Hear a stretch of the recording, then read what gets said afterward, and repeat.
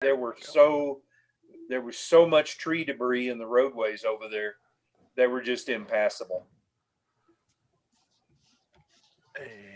I used to have a driveway about 200 feet long. I was on 5 acres and trees up and down both sides of it.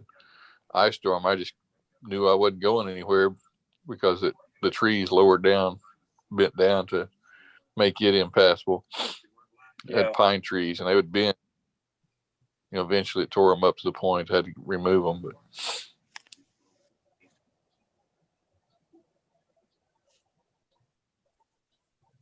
yeah, that's been educational for me watching you guys on Scars talking about how the ice is changing your SWR and stuff like that. I had never thought about it. Oh yeah.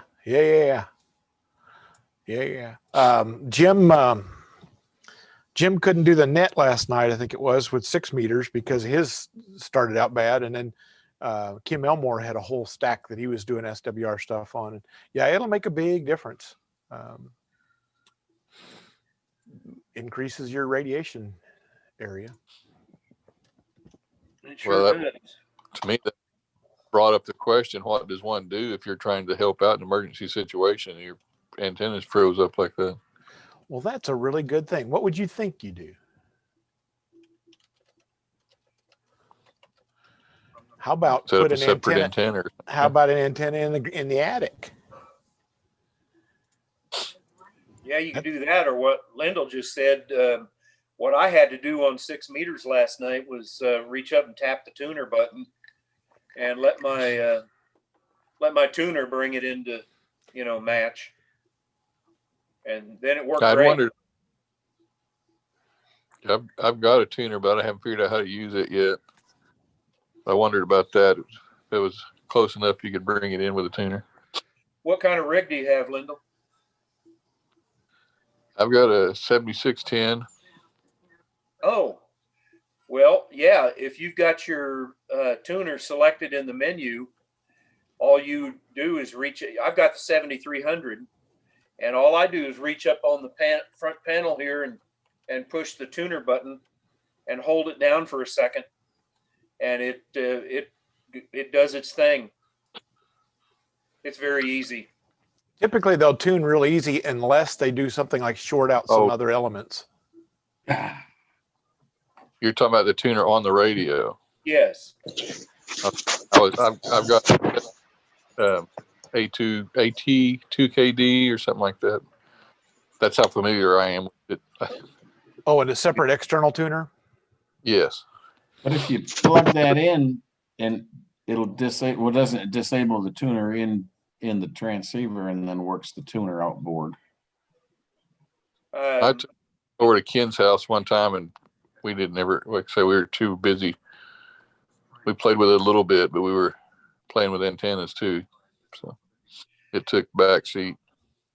I know on my radio, if I have an LDG tuner that I can hook up externally, and if I use that one, then I have to turn the onboard tuner off on the 7300, and then the LDG tuner will do the tuning. But yeah, you don't want to have them both on. Gotcha.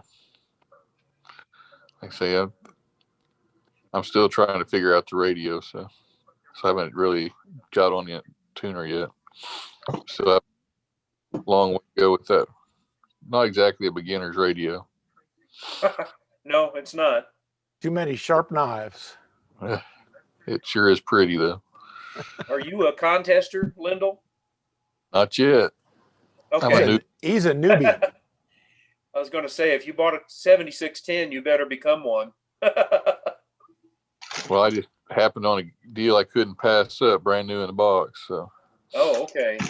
And a bunch of other. That's why I also have the tuner and got the big power supply. Not what I normally would have started off with, but yeah. Yeah, it's a nice radio. I know a couple of guys that instead of buying a 7610, they bought two 7300s. Well, this one still does some stuff to 7300. Two of them won't match, but yeah, that 7300 is a great radio too. It's more radio than I've ever had, I'll tell you that. But usually when I go to HF, I still use this baby back here, the Heathkit Oh, wow. HW101. That takes me back a few years. Is there some way to blow these little bitty thumbnails up where I can see that on my phone? Yeah, you should be able to just tap it and pin the video, and that should usually get it. I don't see it. I started building an SW101 back in the 70s when I had my novice, and ended up selling it and moving on to other things. But That sounds like Papa Quebec. well, we had one Yeah. at our ham holiday. First one I went to, there was one on the table. I'm looking at it, and some guy comes in, waves $200 under the guy's nose in front of me before I can even put my hands on it, and snatched it right out from under me. Yeah.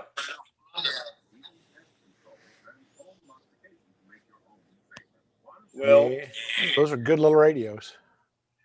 I'll tell you what, the receiver on it is every bit as good as the receiver now for sensitivity, not selectivity, but for sensitivity, the receiver's every bit as good as the receiver on the 7300. Of course, I've been through the HW101 and recapped it and changed out a lot of resistors and stuff that, changed value over the years, but and did a complete realignment on it. So it's in good shape, but that was my first entry into any kind of phone communications. I operated strictly CW from the time I got licensed in 64 until 1973. And the HW101 was my first entry into phone operation. So I fell in love with the HW101. So you're the guy with the $200. I see how that works. No. Nope.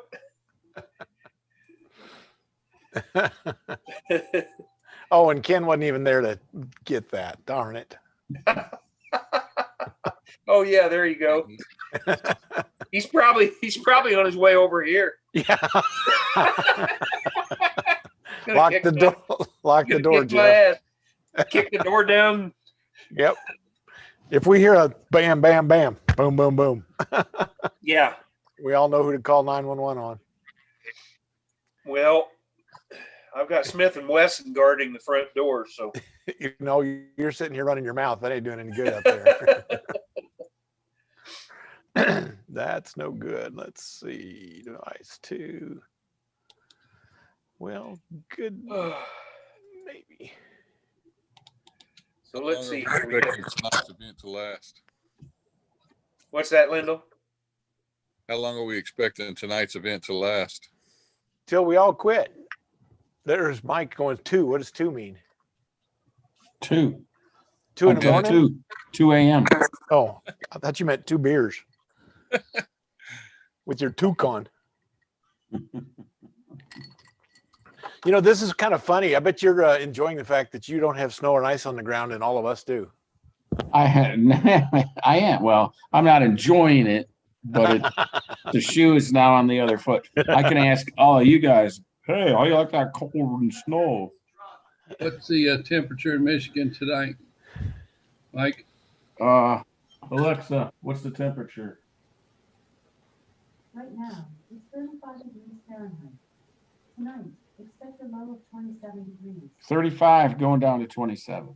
Okay, it's 32 in my backyard right now, and it's been that almost all day, but that and below. I'm waiting for it to come above 32, so some of this ice will melt. Mine's melting out by me. Maybe it's all the hot air about here. I'm out east on 84th. I think we have a lot less than the big town of Norman does. From what I've seen. We don't get ice storms up here. Yeah, I remember moving down here to Oklahoma in the mid '80s, and I came from Racine on the other side of the lake from you, and that we had our first ice storm, and I was like, "What in the heck is this? We don't have this." Yep. Shows Norman at I've been here 33. mild. Yep. Shows Norman at 33. So we're in the lap of luxury. I hope it stays there. And more importantly, it says tomorrow's temperature forecast is to be much warmer than today. Never had any ice storms in the desert. I can guarantee you that. Seven Land didn't get you any, did it? Nope. Yep. It's a dry kind of no ice. It's a dry kind of heaven. Yeah. Yep. That it is. That it is. Let's see who else snuck in here. Mike's in here. Hi, Mike. Other Mike. Mike 2, I guess we got. I'm Mike 1. Oh, okay. I have a Mike 2. That's my son. Oh, okay. Well, then Mike 0 is up there from Michigan because he was here first. There you go. How you doing, Mike? I have a mic. It's a D104. Oh. I watched, can't remember his call sign now, Dave on YouTube doing Dave Kessler. What's that, Mark? Dave Kessler, KE0 Yeah. OG. That's him. Augie. Augie's. He was talking about the D104. I have one somewhere that's probably ruined because I never took the 9-volt battery out of it. Mm-mm. Oh, Yep. well, You can fix that. the good news is if you didn't take the 9-volt battery out of it and it's sitting upright, you shouldn't have much damage at all on that one. Just the bottom plate be eaten away. Yeah, that and probably the battery connector, but other than that, you'll be in good shape. Yeah. Bob Heil makes a 1-inch cartridge that goes in there that you can really spiff it up if you want to. Yeah, I put one in mine. I was skeptical at first because I really, really liked the original cartridge, but I got one. Harold IFN told me about it, and I ordered one, and I really, really like it. Good. I've got one that I haven't touched in a long time. Maybe I ought to put one in that. Yeah, it's seems to me it was about, I can't remember, about $60 or something like that. It comes with the cartridge and impedance matching transformer, and it's real easy to install, and it does work very, very well. I've gotten really good reports on it. What does it actually match the audio down to? There it is. Yep, there it is right there. Look at that. Yeah, it's high impedance. So it turns it into a high impedance load? Yes. And that's a little coupling capacitor there. I don't think I used mine. Is that for the ICOM to block the DC? Right. Yeah. But I'm using mine on the HW101, so. Oh. Yeah. Yeah, no. What is it? $71 is what it says MSRP. Yeah, I didn't pay that much. It's just gone up a little bit. Seems to me it was 60, 65 at the time I got it. 101, that's the new one. Huh? HW101, that's the new one. New one? Yeah, HW100's the one that the cool people have. Well, I never have been cool, so Never have been confused for that. they I look. have a 100 sitting next to me. Oh, do you? Does it work? Yes, it does. Oh, man. I'm afraid to turn it on though. Oh, Well, just have plug you it in. Have you Because- recapped it? No, don't do that. Just plug it in. You're good. No, actually, Ken Goodson went through it, and I think he did replace something in there, but it's in good condition. I'm afraid to blow it up. Oh, you're not going to blow it up. I know. They're more. I mean, come on. They were made to be blown up. They were kid stuff. Just Well, don't sit on the key. yeah, I Don't know. sit on the mic. You'll I be know. fine. They're One of the in. one of the nicest things about them, Peter, is just looking at them. It just It's pretty good looking, yeah. yeah, it takes me back to my high school days, you know, when I first used one. So, oh, that's nice. Now that call sign, these are available. Some guy on eBay makes them. You just take cool. the back of your D104 off, put it's plastic. Oh, that's cool. Yeah, they are cool, and they're not expensive. It was under $20 shipped, I think. Yeah. But that's the call sign of the guy that owned this radio, who was one of my Elmers. Oh, well, my call sign would wrap around that twice. Well, I know. Well, if you keep changing it, you just keep adding to it. Yeah, you're on what? You're on your 16th call sign? Oh, at least. I've settled down though. You have KT50K, Oh, I forgot about that. WY5KE. I could list them off for you from memory, but I'm not going to. Go. I'm just curious. 7 or 8? Huh? How many? 3 that 7? I can think of off the top of my head. Well, I've had WN7PJT, WA7PJT, WA7ZQH, KA5ISG, KE5EB. That's the one I was forgetting. Yeah, KT50K, and now KJ7EFF. WY5KE, don't forget. But that one I only had for 10 minutes. God, very short time, because after I got it, it sucked. I hated it. Even it's my last name, but I just didn't like it. So 8. That's what I thought it was 8. Yeah, well, thanks. I keep telling people. I'll let myself out. But you've been this call for a long time now. It's been more than 5 years. No, not for this one. Not more than 5 years, really? No, I think this one is probably about 3 years old. Really? Okay. Yeah. All right. Okay, explain to the new guy how you have so many call signs with only 3 classes. Oh, because you can buy them now. Well, you don't even have to pay for them anymore. Yeah, they're vanity calls. Most of mine are vanity calls. Yeah. Oh, okay. Yeah, Not but to get expensive though. It used to. Change your license plate a bunch of times. It gets expensive. Well, license plates cost. And I still have the advanced class. I'm one of the grandfathered. Are you really? Yeah. Yeah. Him and me and Danny were. No, you upgraded, Mark. I jumped out. I was pushed out.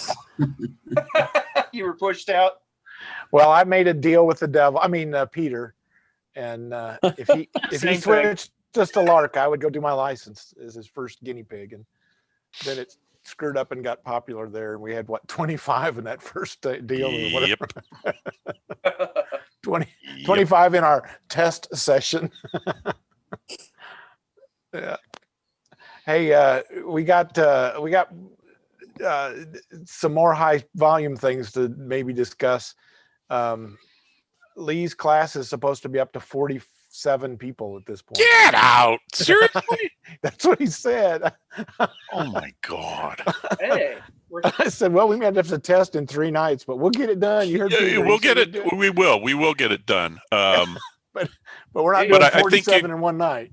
I think you need to wait till like the 3rd class to determine how many are really going to be there. But yeah, we'll do it.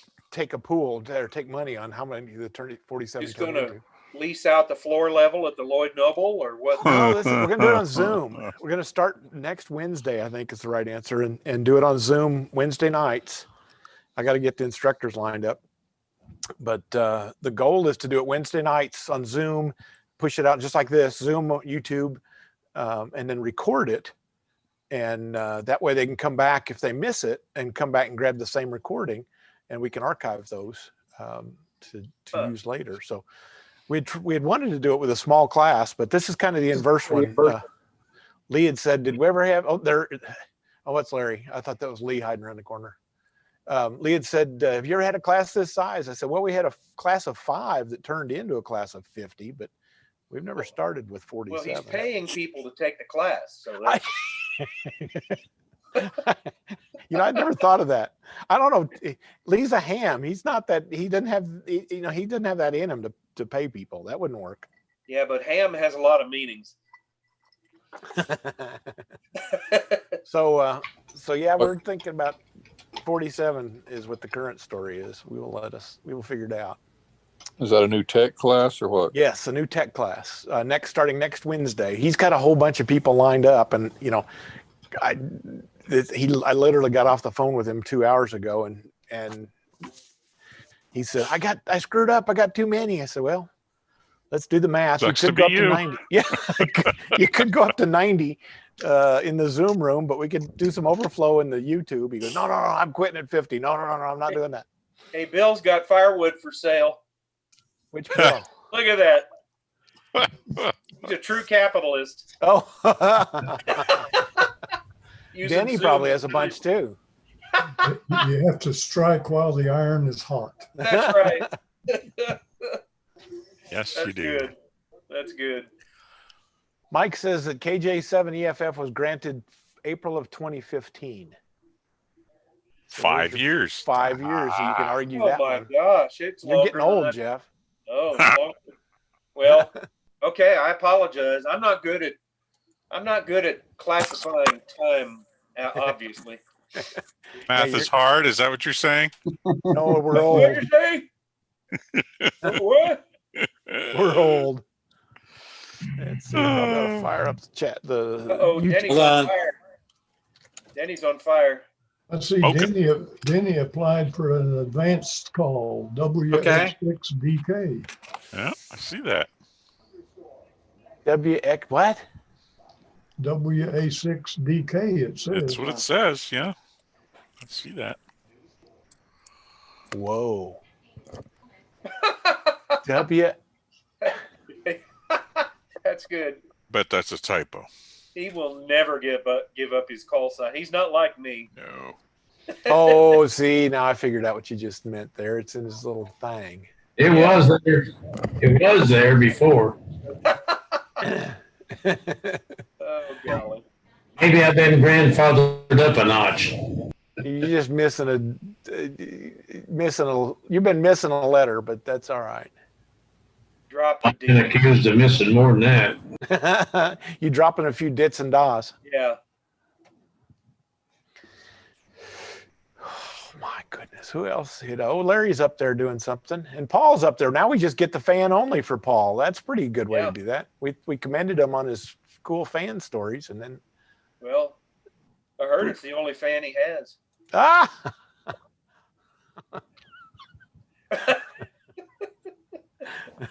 I got 3 in this room, so I'm all right. Brent's the only smart one here. He's got himself frozen. Oh, is he? I Yeah. saw him in the chat room. I didn't know he was here. He got his picture there. Oh, there he is. Oh, look at Yeah. that. He's actually good looking there. It's his stand-in, his double stand-in. I saw him before the operation. Cool. Oh my, there you go, Paul. That's a great picture. W6DKD's ham. What do you got? A ham sandwich? No, that's a ham radio. Oh, I know that voice. Oh no. Need a drum handy. Yeah. Where's Gordon with his A kick? rim shot. Need a rim shot. Yeah, we do. You know, that would be a fun thing to add is some sound effects. That's just what we need. Let's see if we can get the chat going here.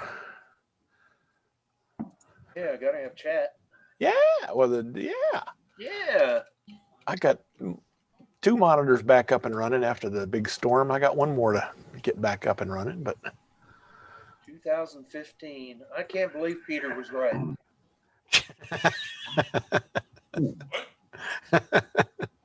oh, you missed it. He said he can't believe that Peter was right, is what he said. Oh, well. It happens twice a decade, so you're okay. Yeah, about as often as I change my call. Yeah, yeah, that is pretty close. Well, I knew it had been more than a couple of years, and it just you'd finally settled down, and that's good. Well, people actually like this one, and I'm getting old enough now. It helps me remember my name. So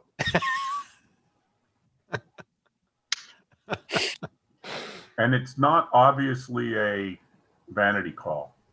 it is. It is. Yeah, not obviously right. Yeah.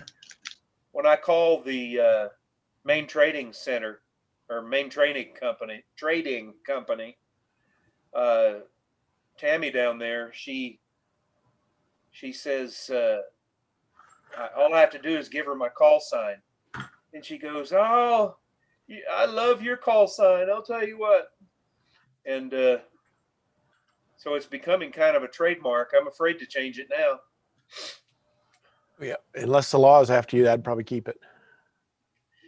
Well, I've had the only thing that it goes against me is it when people first hear it, they would never think that I'm advanced class.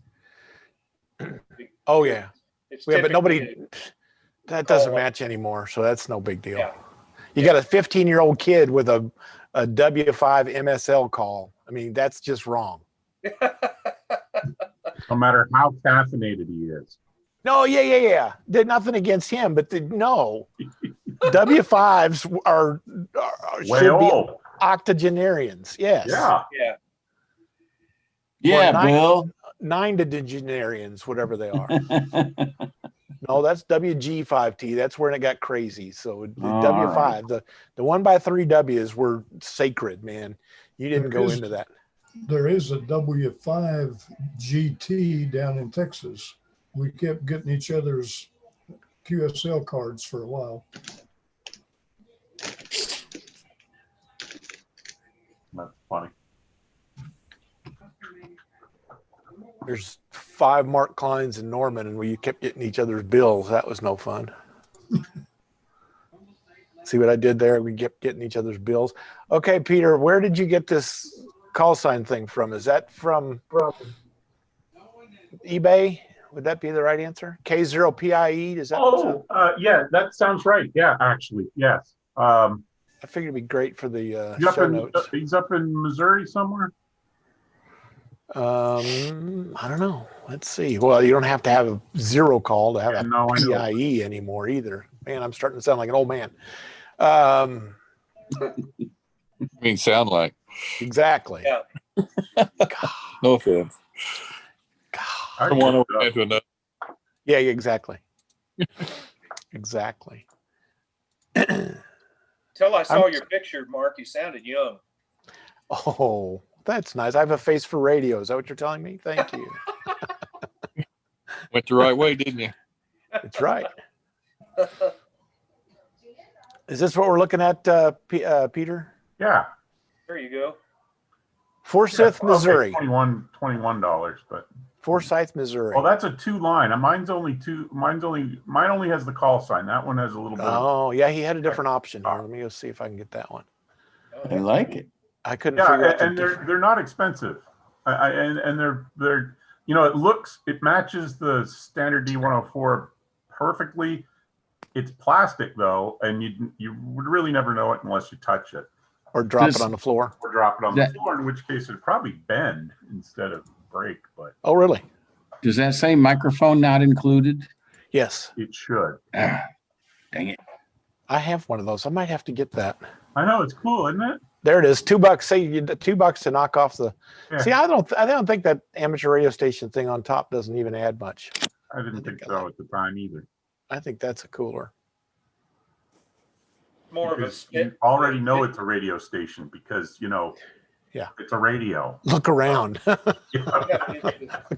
Look around at all the other crap that's there. Oh, we have colors too. Ooh. Okay, that's odd. Makes it look like a lollipop. Well, I mean that is what they call them, right? Yeah. Yeah. It's a call sign flag. Yeah, the chrome on black looked the best, I think, but whatever. And a guy, he does a good job, and he is fast. So And some of Would the do colors, business again.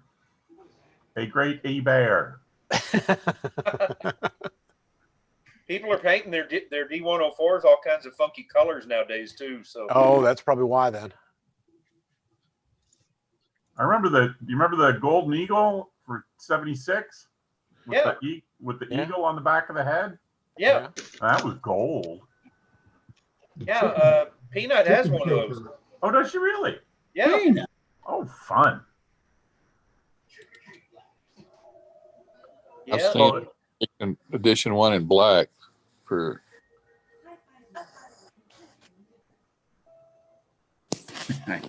Anyway, Yeah. I thought it was cool.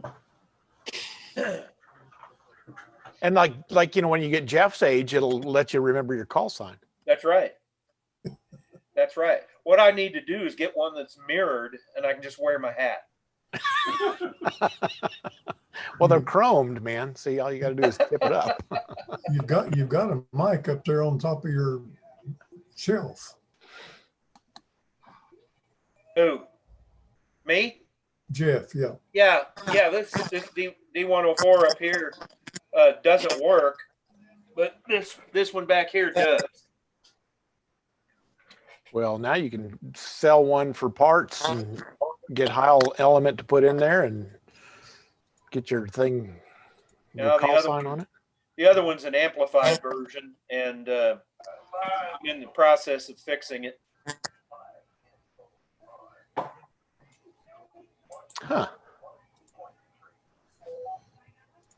That's pretty cool. That's pretty cool. So who's besides the group on here, who's got any damage running around town? Anybody heard any stories about big problems or just all minor stuff? They were showing somebody's backyard over at 13th and Meridian had a 34,000 volt line crash in their backyard, and they had fire trucks around, but they weren't going to do anything with it just yet. They could sit there and it was smoking, and you could see the arcing in the smoke over the top of the fence. Oh yeah. My daughter was going to work at 5 o'clock this morning and skidded out and crashed into the wall Oh no, which wall?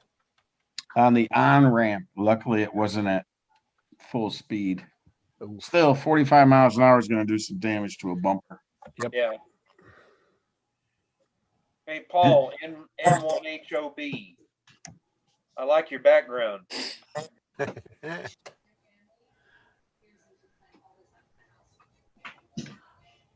No Got on mic. mute. There you go. There you go. Radio room on the Queen Mary.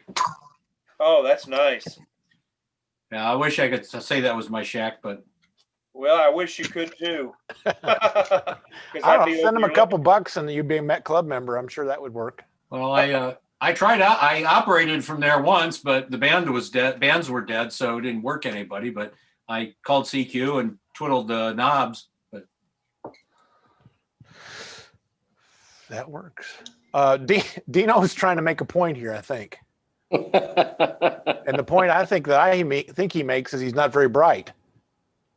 No power. No power. Oh, I missed that one. He's got something right behind him. It's got a headlamp. That's my little lantern. There's my little heater right down there. That's why I'm sitting out on the back porch. Wow. Like the surface of the sun. It's one of those little catalytic heaters. Uh, So it's it gets nice and toasty like that. So Little gas one. yeah. It's on the back porch instead of in the house. So I guess they put it out here. Probably it's not certified for in the house. I have no idea. Oh, it's built into the wall. Yeah, it's attached to the wall. Oh, cool. yeah, I don't think you want to run that inside the house. No. Yeah. Yep. Not certified. Yeah. Not if you want to keep the house and you. I would think you ought to Google insurance fraud if you try that. If I'm alive to Google it, yeah. Yeah. Well, the rest of us will. Hey, Mark, I got a serious question for you here for a Okay. change. Oh my goodness. How are you sharing your screen here? I use a program called OBS, Open Broadcast Studio. And it's basically a TV studio. It sits on the computer. That takes all my inputs, mushes them around, and acts like a TV studio, and then has an output. So all the cameras and stuff get picked up by that program OBS, and then feed out. There's a virtual camera that comes out of that device and goes straight into Zoom and does its cool. whole thing. So you can do all kind of I like how you're able to pull things up that we're talking about. Yep, that's the neat thing. I did that for I've done that always on here, but I did it for Ham Holiday as well, and that lets you mix stuff in and do you can do borders and all kinds of crazy stuff. I'm at the house, and apparently this machine doesn't have all those borders uploaded yet to it. So Can you give Jeff a new call sign from there? yeah, I can actually. What do you want to give him? We'll pick him out a good one.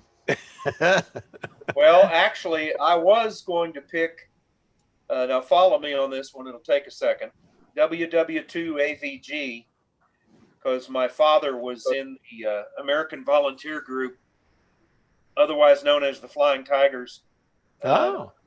Just right before World War II. And but that call's already taken, so I wasn't able to get it. Somebody else had the same idea, is my guess. Obviously. Mark, did you get my email today about the 100 watts and the wire bunch having a discussion or a thread about using Zoom? No, I will go look at it. Okay. I will go look. You think it's email?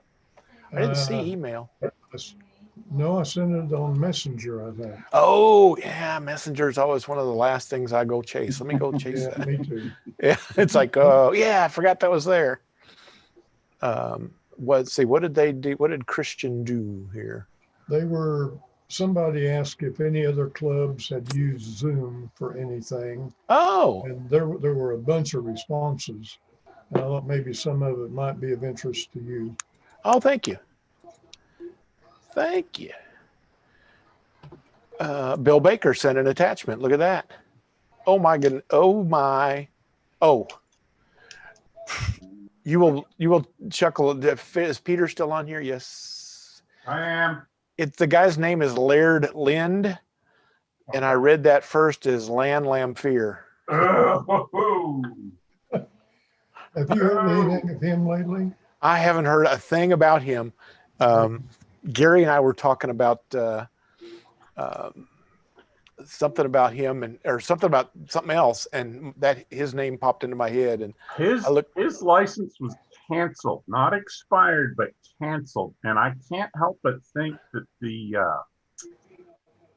that he checked the box to renew or something or change his address. And they said, "Oh, you have a felony conviction. Well, submit your explanation." And that's when it all fell apart. Does he have a felony conviction? I have no idea, but I can't think of somebody better qualified. I don't know that he had one, but that may be why he's canceled, is that he's no longer able to reach a mic cord. What I'm thinking. At one time, I think maybe he requested that his call be removed. Oh, that's maybe. right. Well, I mean, you can certainly do that. I don't know why, but you can. Back to that earlier statement of unless somebody's chasing you, I don't know why you would change your call sign. I think there's plenty of reason documented on the web. So is that why Jeff has been KJ70FF for so long? Yeah. Statute of limitations. Statute of limitations. Yeah. Okay. Yeah. That's right. Makes sense now. Yeah. That's right. I finally pried off the ankle monitor.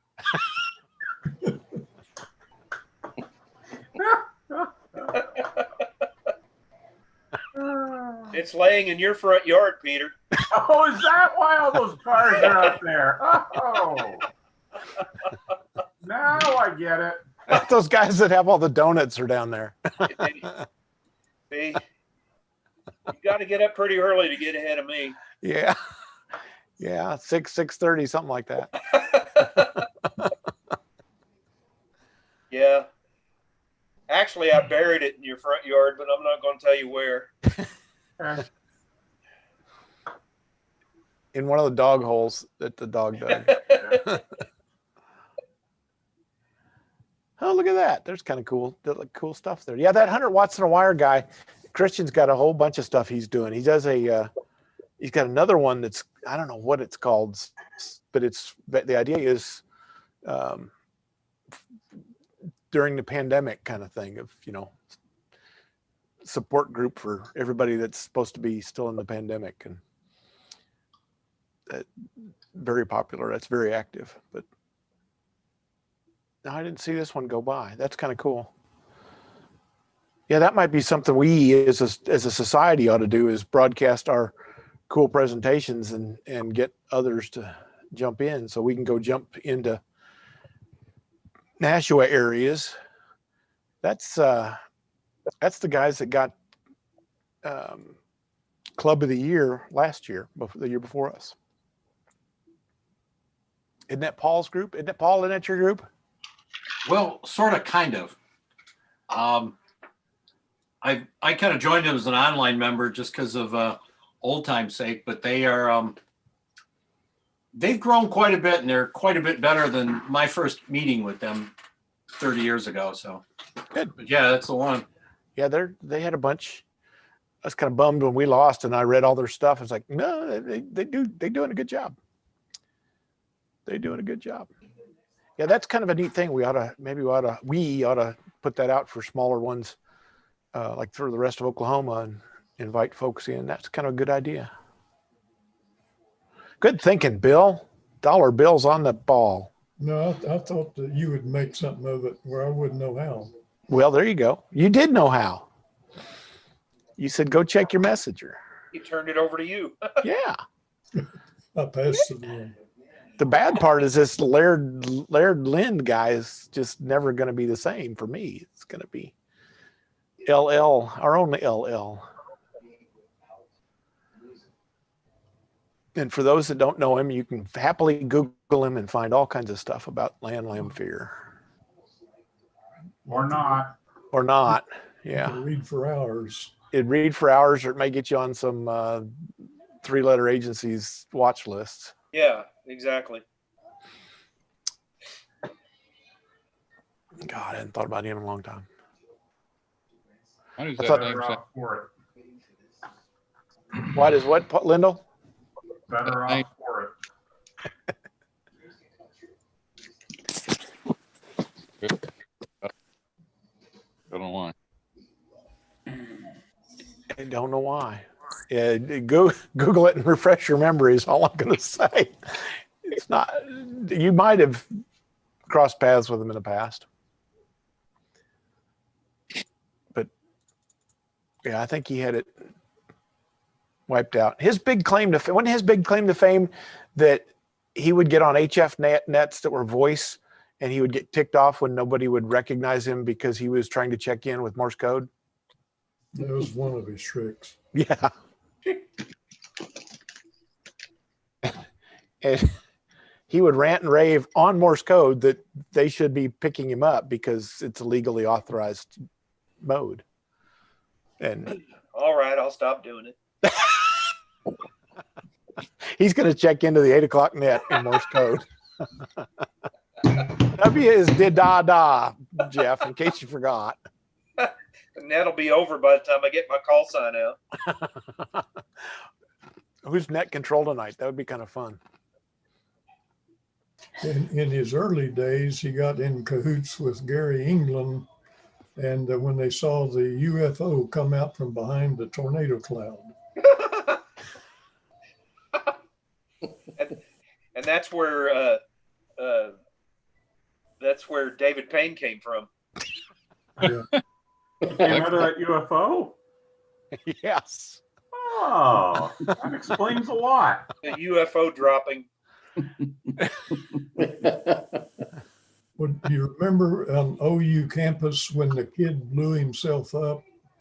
Oh, yeah. Sitting on the bench there. Yeah. Curiously, Landlam Fear was one of the closest people in the area to him and jumped on that real quick. Uh-huh. Like he was there almost before the police were. Holding a remote control. I don't know. Oh my! I didn't know that. Yep. Me neither. I didn't want to know that. Yeah. I'm sorry. TMI. Pretty much. Those Paul's got a statement that says he understands now why very tall pine trees don't work for stringing antennas. Actually, they work pretty good for about 360 days a year. They work well until days like this. Yeah, exactly. And then I could restring them. See, now you're starting to learn. Oh, I can do it better next time. Yeah, really. This one I'll do right. This one I won't put up with bubble gum. Oh, it's a mess looking around the house. I've got some projects in a couple of weeks. Yeah. Yep. Pine trees, when they gather a lot of ice, there's a lot of needles to gather ice. And they don't like to stay up. Got a bunch of cedars that fell down, and I'm very happy because I'm not a cedar fan. Yeah. So I'll add to your firewood for sale pile, Bill. How about the area around your place with all the trees that get hit pretty hard? In my place? Yeah. The woods, you can see a lot of stuff out in the woods that have cracked off branches, but most of them are dead trees or cedars. But I think out here at 84th, we had a lot less than town did even. I know that the pictures I saw from Wayne Dutton's out there in Newcastle Tuttle area were a lot worse than what we had here. Okay. And then a gal, one of our office gals sent a picture from her house in town, and it was a lot worse than here. And again, that's why I said it's all the hot air that's out in this place. All the hot air. So nobody was out stringing antennas today. I'm surprised. Say again, Lyndle. How far are you from the lake? Depends on how full the lake is. Probably a quarter to a half mile. I'm just south of 9, so one little finger comes across Highway 9 there, just a little bit north of me. Peters can throw a rock and hit it. He's the one that you got to watch for. He's the one that when the lake freezes over, he can ice skate all the way across the lake. Often in Oklahoma, didn't it? In theory, that's possible, but it doesn't never freeze over. Certainly not lately. Does that help, Peter? Say again? Does that help your propagation bouncing off the water? Sure. Yeah. All the hexavalent chromium really perks it up. So that's in the wells, not in the water, not in the that's right. lake. Yeah, no. So freshwater is allegedly not such a bonus. Is that true? That is the story I understand. Is what? How would Lake Texoma be salty as it is? Texoma's salty? Soil. It's probably whatever runs into it. That's why striper breed in it. So good. Oh, I thought that was strippers. Yeah, well, that's just over the state line. But, oh, I see. Really? So the salinity is different down at Lake Texoma?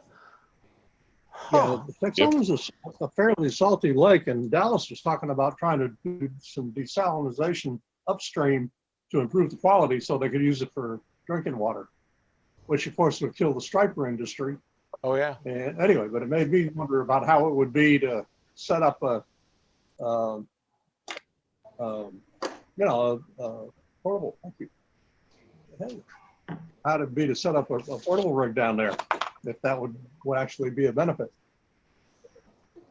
Typically, saltwater is great, and typically, freshwater they say has no value. And I guess that for a ground or for a counterpoise, and I guess that makes sense when you know what you're talking about with chemistry. But it doesn't make any sense to me. I just wondered. I wonder how comparatively compared to the to an ocean, is it halfway between us and an ocean? Or?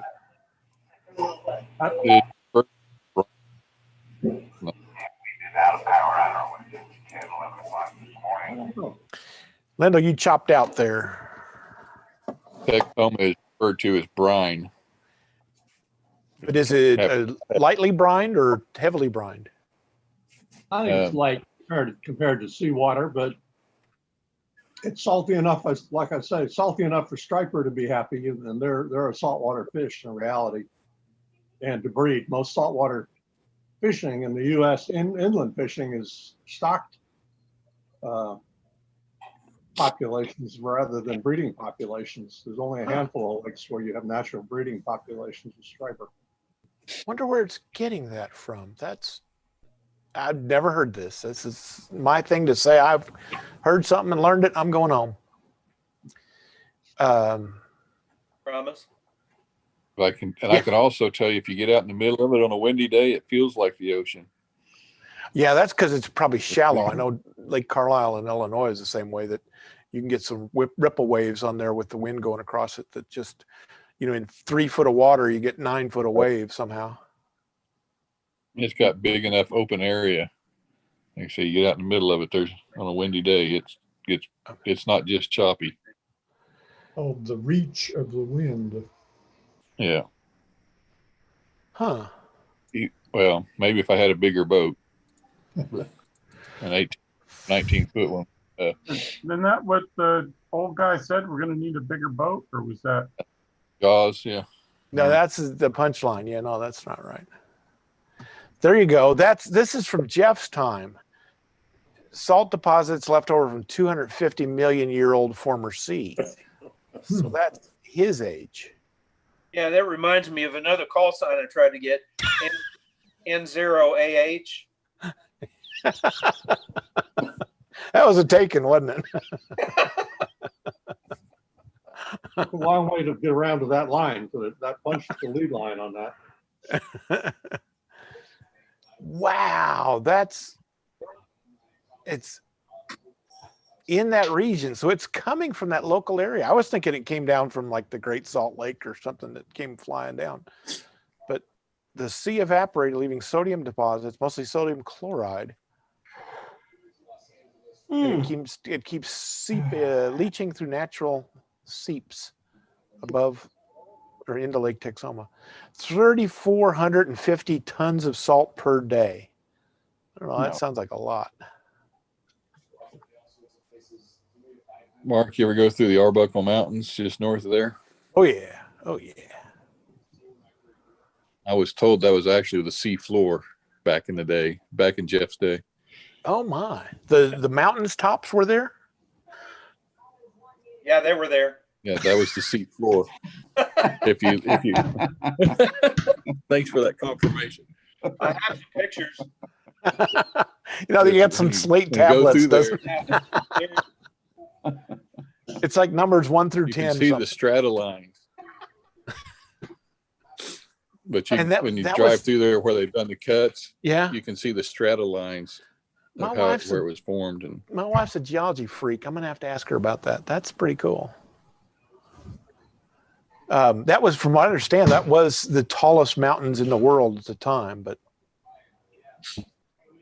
I disagree.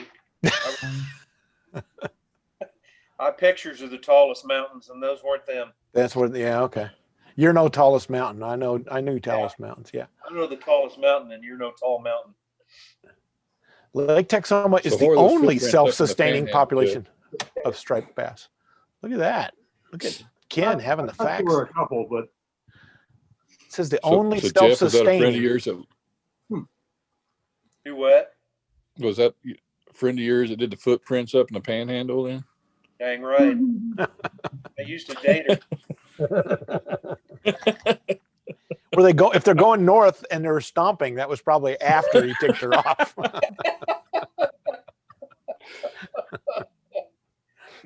Yeah, she was a good old gal. Wow, I've never. I guess I've been to the lake, but I don't know that I've ever been in the lake. Can you tell it when if you're diving or Never went swimming in it. I just fished. swimming? Not really. Yeah. Not really. No. I mean, in the ocean, you can tell it. Part of the success. Oh yeah, you're far more buoyant in the ocean. They need some tributaries to go up to spawn. Ah. So Oh. the Red River and the Washita fit the bill. Oh, do they spawn in freshwater?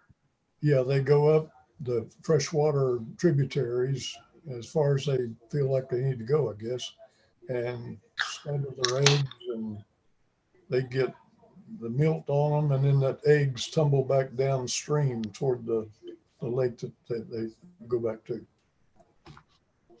Huh.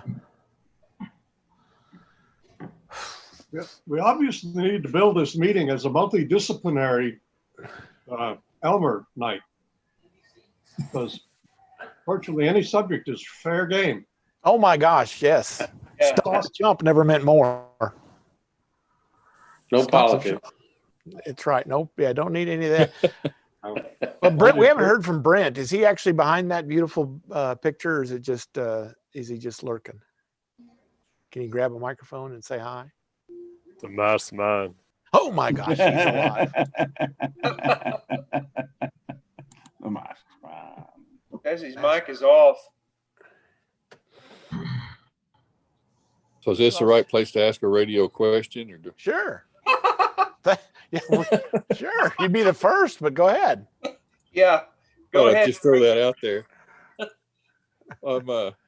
DMR. When I use the downtown repeater or the Norman repeater, everything's fine. But if I use the North Oklahoma City repeater on the nationwide channel, I can't remember the number of it off the top of my head. 91. I think that's the worldwide.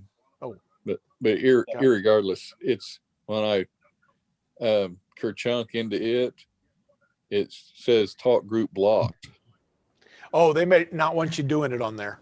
They may want to keep you from tying up that machine on nationwide. Keep it more of a local machine. I never hear any traffic on it. Well, of course, a repeater that's in use is not available for use.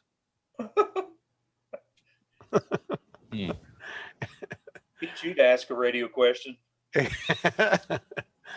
Oh, that's the belief of the folks that do things like blocking those. And the idea is to keep that off and use, they don't want lurking is probably the right answer. I've not seen that, but I know that repeaters do that, or repeater owners will do that to keep people from tying them up. I can listen to the worldwide channel on it, but I can't listen to nationwide. Yep. I don't know if somehow in me playing with my radio, maybe I'd hit the button, but I don't remember doing anything, prior to getting that message. I don't know. Peter Kors is hiding back in there. Peter, have you ever tried it from there? He's tried everything on all bands, all modes. Hey, Peter. Busy here. I didn't hear all of the question, but I know Brandmeister, if you keep switching, if you switch too many talk group within a set time frame, they don't really like that as well. I forgot what it is. You probably have to go check with Corey Dean about how it's set up. If you keep cycling through, you keep chunking a bunch of different talk groups too close together, they take that, it might be spamming or something like that. So you think it may be Brandmeister that's blocking it? What's the message he's getting? Talkgroup Blocked. Yeah, that go check with and then you it's connected to 3103. You have to go check with Corey, but I know they did set up some of that so that you don't key up like 4 different talk groups within 1 or 2 minutes or something. Huh. Mark probably can go get that info. Yeah, I'm searching on going to this I was going to this web server, to the DMR server location, but I hadn't thought about Brandmeister doing that. But if it's happening all the time, I'm guessing it's the repeater in Oklahoma City. Well, come on, what is it? What's it? Edmond North? No, I it's not thought it was Edmond. unusual. It's only on that repeater. Yeah, and that, you know, that for that North Oklahoma City, that's the one that's up at 755 feet, and it has 100-mile radius. So I'm sure they want to keep that one open, is my guess. You know, my comment is what repeater owners usually say, which is if it's in use, it's not available for use, and that's probably the attitude they're going with. That they don't want to run it. But it's kind of weird. I guess worldwide isn't as popular. I haven't listened to worldwide though in a long time. Is it less traffic? Actually, if I want to make sure I can, you know, doing something to check my radio, because I've been wondering if it was me or the radio or, you know, repeaters, you know, like I say, trying to learn all this stuff, because originally I was having an issue where, again, didn't have any problems with the downtown and Norman repeater other than range. Yeah. You know, get outside the range. But when I go to that North OKC repeater, you go to worldwide, because it pretty much always has traffic. And but I was noticing I'd get, you know, one word or, you know, part of a sentence, and then it would go dead or silent. And I thought, well, is it something in my programming, or is it the repeater, or me? There's a lot of moving parts on a worldwide talk group, so but it could but easily be not your problem, right? I mean, yeah. Yeah, I have, like I say, I have, when I'm usually using it when I'm on the road between here and Norman, and I'll bounce off the downtown repeater and get it just fine until somewhere south of Crossroads, and then go switch over to Norman, and then it, you know, everything's fine there. But when I'm here in Yukon, I can't get either one of those, so I go to the North OKC repeater. But you know, I've done the Aries net on Monday nights twice now without any problem through that same repeater. So I don't know. Doesn't make any sense to me. My guess is if it's saying Talkgroup Blocked, that's probably something that they've put out there. Yeah. And I'm just trying right now to figure out what the call sign is to go look that one up. North OKC is, oh, it's Jerry's call sign, KNU. Go see what they have on it. Who bingled in? Oh my goodness, Hickman bingled in. I got nothing else to do. We don't have any power or internet. Just this LTE is barely working. I went by Hickman's house the other day. I was gonna give him 2 things. He ended up taking 3. Yeah. I'm surprised he didn't take everything in that list. There was stuff that was not on the list, and he took it anyway. Better it being his house than my house. Well, the Amiga, I have a friend who's been looking for one of those for 20 years. Or not 20 years, but like last 10 years. Well, So, it was obsolete 20 years ago, so. Dude, this guy is such a Amiga. He built his own whatever the heck you call it. Oh, I forget whatever the technology is. Okay, my brain's fried, but he built his own Amiga, not emulating them, but actually built it in hardware on a, you know, to do it. He's a double E, so. Yeah. It was except for the graphics, it was a much simpler machine, obviously, than anything modern, so. Yeah, but it had preempted multitasking in 1985. Yeah. In 256K. Yep. With no Windows. People complain about, I think about low memory, and I'm going, oh my gosh. My first Linux distros, you know, circa 1991, or yeah, you know, that kind of thing. You're like, yeah. Yeah, it was had a lot going for it, but it had a big strike against it, which was owned by Commodore, and they were all, it seems like, crooked. And it was ahead of its time, and it just, you know, the industry was not going their direction. So no, what is once Apple went to PowerPC from 68K, there wasn't going to be any future. So. What gets me is that there's a current version of the OS and everything. They've ported it over to current whatever the current thing is. I forget power architecture. Because the Germans are crazy. We are not. Yeah, you are. That's where all the action was in Europe, particularly Germany. Yeah. But yeah, it was crazy. But yeah, my horse fence is held together, but it's touching the house. So the trees that supported from are probably not going to make it. There's our answer. We were talking earlier about SWR changing, and that can you tune out the difference? And I think my story was if you just have ice, you can probably tune it out. But if you're starting to touch something, that's going to keep you from tuning. Yeah, I was able to do it because I was doing the antenna warmer method there, and I had that going. It was doing pretty good, and then I heard a big snap outside, and then boom, my SWR went off scale. I'm like, what? Yeah, and I saw him like, yeah, well, crap. Fan club. Oh. It's the Elmer meeting. Oh, it's a Zoom meeting. My teenager's asking who am I talking to? How's she doing on her class, her tech class? Yeah, talk to him about your tech class. Tell me how you're studying, girl. About 10 to 15 years out of date. So. She's talking about her computer class. She has to do a computer class this semester. Yeah. And it's asking stuff like DOS questions, like what the check disk command does. I used check disk yesterday. Yeah. I remember like one of the sections was just like, yes, this very new technology, like mobile phones, how new they were, and I'm just like, yeah. Oh my gosh, you young kids, we could talk all night on this. You're telling her she get a tech license, but she's got to get off her ready to do it. I was gonna say you have a tech license you should be studying for, girl. Yeah. You were gonna beat every little kid that was in that room that day, and I think they've all gotten licensed and you haven't. Yeah. Uh-huh. I have too much stuff right now. Yeah. Clear the decks. Clear the decks. She's all panicking because she's got a debate due, and she's learning how school projects work. You end up doing all the work, and everyone else leeches off of it. Yep. I debate practice. Yes, I did. You won't get Google.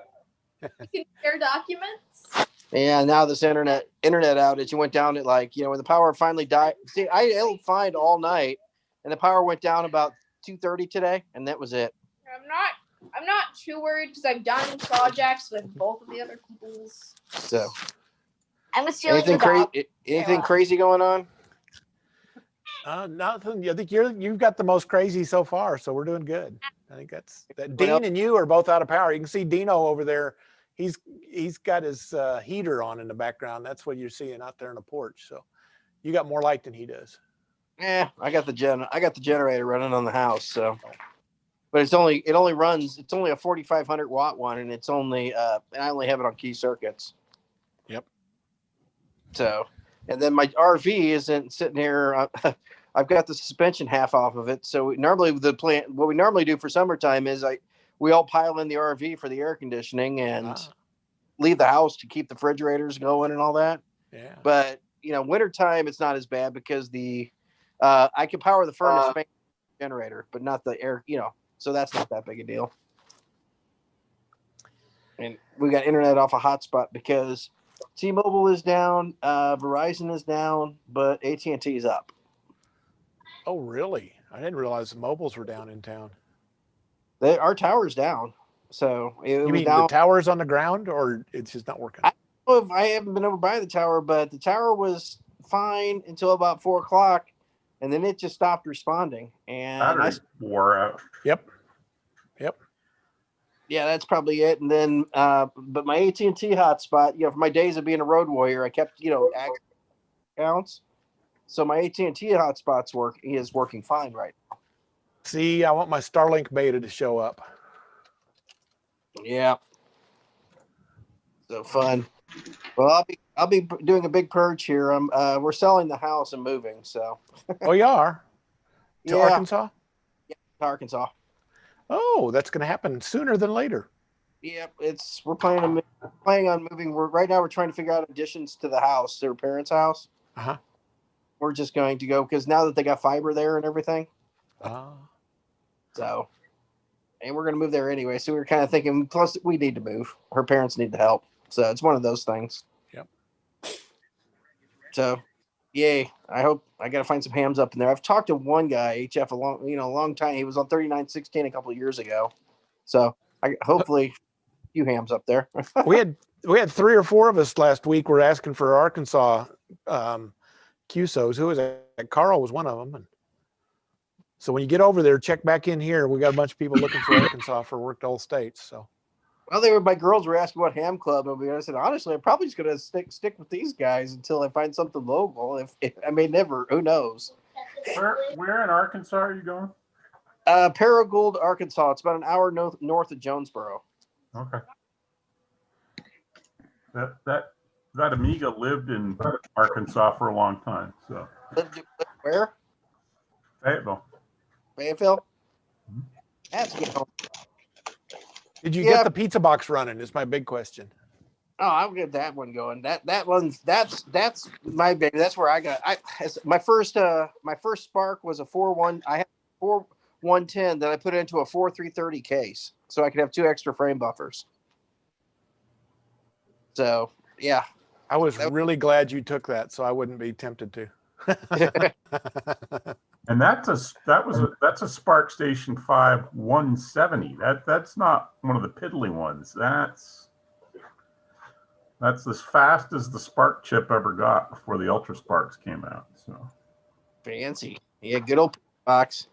Yeah, I've got a shoe box sitting somewhere around here. So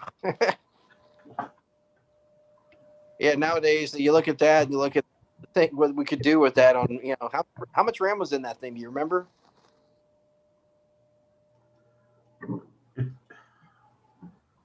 It's probably 128. It might be 256, but I bet it's 128. Wow. Megabytes. Yeah, that's the big one, the megabytes one. Yeah. Oh my gosh, that was actually that's a monster. Yeah. I really don't remember. I really don't remember. Yeah. Next 4.330s. Yeah, that's right. I had a 4.330 VME board and it was in a 4.110 case, so I could go smaller. That's right. I had a flip there. But I thought I was a big guy. I think I got rid of my field engineer handbook from Sun because I could tell you what its maximum capacity was. Because the more I think about it, I'm not sure 128 would fit in that. I don't know. It'll show up on the OBP screen when you boot it. So yeah. Well, it's so funny. Down in Arkansas, I've actually got one of those Trinitons from my old Sparc setup still down there. Yeah, sitting in storage. So if that thing still works, it'll be worth the chuckle. That'd be great for some photos. Yeah. Oh, those were a great machine. I like to see. They were they were great until Oracle bought them. So I ran them up until, my last Sparc was remember the little 1U rack, like utilitarian one that they had back about? The Netra? Not the Netra. It was a little 1U rack mount. It was just big enough you could run containers on it and all that. That's probably after I stopped doing that. So yeah, it was a real low power Sparc unit, Ultra Sparc unit. Low power for probably 300 watts, but I liked it because I could run containers on it. And then that was my first ZFS system. I used that to set up my pool, and to this day, I still have that same pool running. Just exchanged the drives and added VDEVs and all that. Because that thing was what was that? 4 gig. Yeah, it was a total of, it was 6 200 or 6 500 giggers, so 2 gigs, I guess. 2 terabyte set up there. And back 10 years ago or so, and then now it's scaled out to 64 terabytes on the same pool. But yeah, I'm one of those types.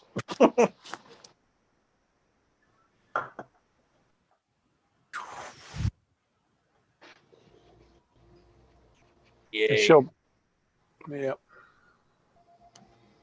Yeah, what? I need to bail out, guys. Carry on. Well, work Hi, on your Bill. firewood stand, Bill. Yeah, stay warm, Bill. Good night, Bill. I see Matt Lewis put something in the club page that said the reason the weather service training is canceled tonight is the presenter doesn't have power at his house. Yeah, I saw it. I thought, oh. So is Dean town? Is who? Dean or whatever the guys, he's out of power too? Yeah, Deano is south. Where you at, Deano? Yeah, I'm in Noble, just off of 77 on Etowah. Okay. Yeah. When I click the little link that says, you know, how many people are out of power, it says 2. So I think it's me and the neighbor, and that's about it. Sucks. So according to OGE, I have power. So yeah. And get the system watch to load. And I got the text from saying I have power, and then I go out there and look, and there's no, you know, the meter's dead. You know, must have pissed off the city manager or something. Let's see. OG&E still shows 22,000 out in Cleveland County out of 31,000. Where are you going to see that? Poweroutage.us. Oh, okay. Because OG&E doesn't work. Yeah, I heard I heard OG&E went down. Your power's down. No irony there. OG&E keeps sending me little text messages that says, we know that your address has a power outage and we are working to get it back as soon as possible, and no, we do not have an estimated time of restoration. Yeah, mine is, let's see. Oh. You're, Dean, are you in Cleveland County? Or are you in McLean? You're in Cleveland? Not Cleveland, yeah. Yeah, that goes farther south than that. Okay. Yeah, they're still big time out in. I mean, that's 2 out of every 3 meters in the county. Out on East Etowah, on the other side of 77, you click on that little red dot and it says 238 people are out of power over there. Well, see, my rule is when the power goes down like this, I'll leave it. After the meter comes up, I'm still going to let it run for a couple hours on generator, because that way it gives time for the surges to come off, off and on. You're assuming you're going to get power today. Yeah, I hope so. Yeah, see, we've even dug out. Here you go. Here you go.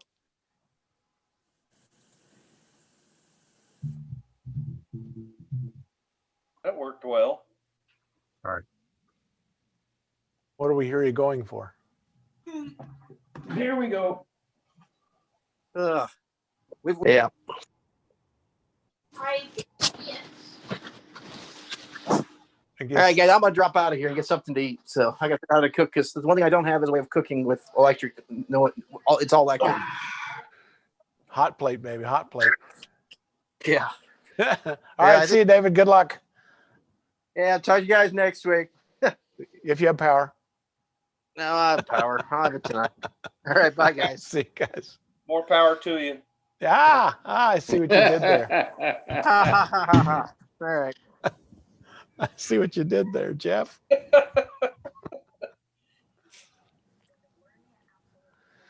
Oh, my goodness. My goodness. Oh, man. I'll get it. Yeah, put it near the radio. I'll talk to him. Who's all? Steve's in there. I didn't see Steve. For you.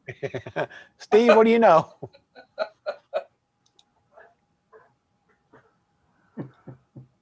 Hi, this is Al speaking. No. Yeah. Hey, all good here. We got power. We've had power all day, fortunately. Good. I did have kind of a question for the group. Hold on a minute. Oh my goodness, sorry about that. Hey, I was curious about how everybody has. If you have a generator, how generator people have and how they have it connected to their house electrical power.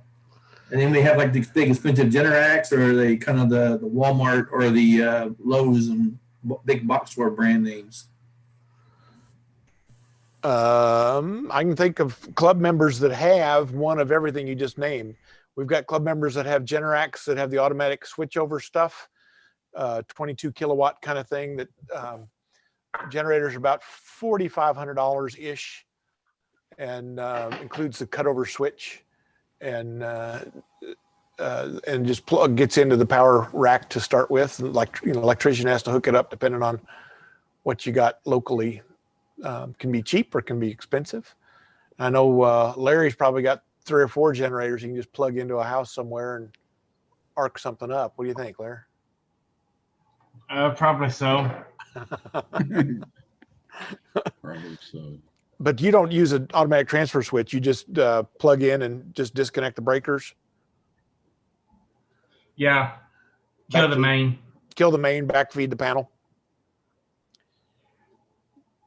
Yep, that's one way to do it. That you have to have somebody knowledgeable to make that flip. And you can do portable generators, smaller generators with an automatic transfer switch cut over, but then you got to have the startups and all that other kind of stuff. That if the power switch is over and you don't have a generator up and running, it doesn't make much sense. You thinking about a generator? What, Larry? Go ahead. You can get a meter base that has an automatic transfer in it. Oh, really? You plug in your generator into. It'll handle up to about a 8 kW meter. Most electric companies will install it for you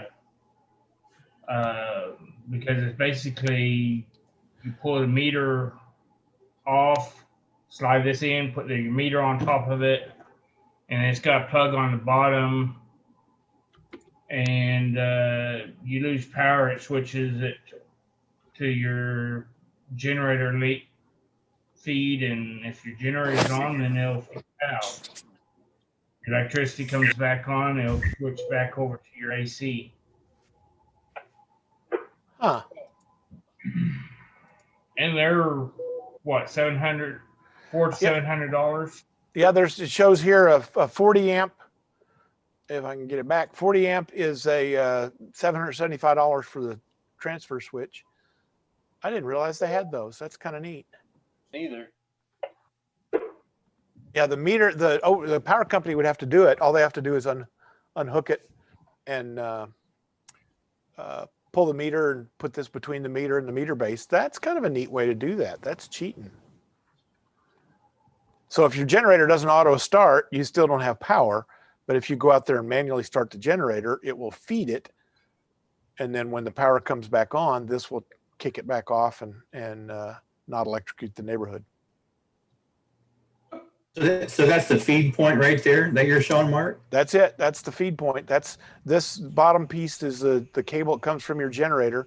And then it goes into a female plug that's sitting up in the meter base. At that point, you have to feed 240, right? Right. Well, or feed only half the house. Or split it. Single.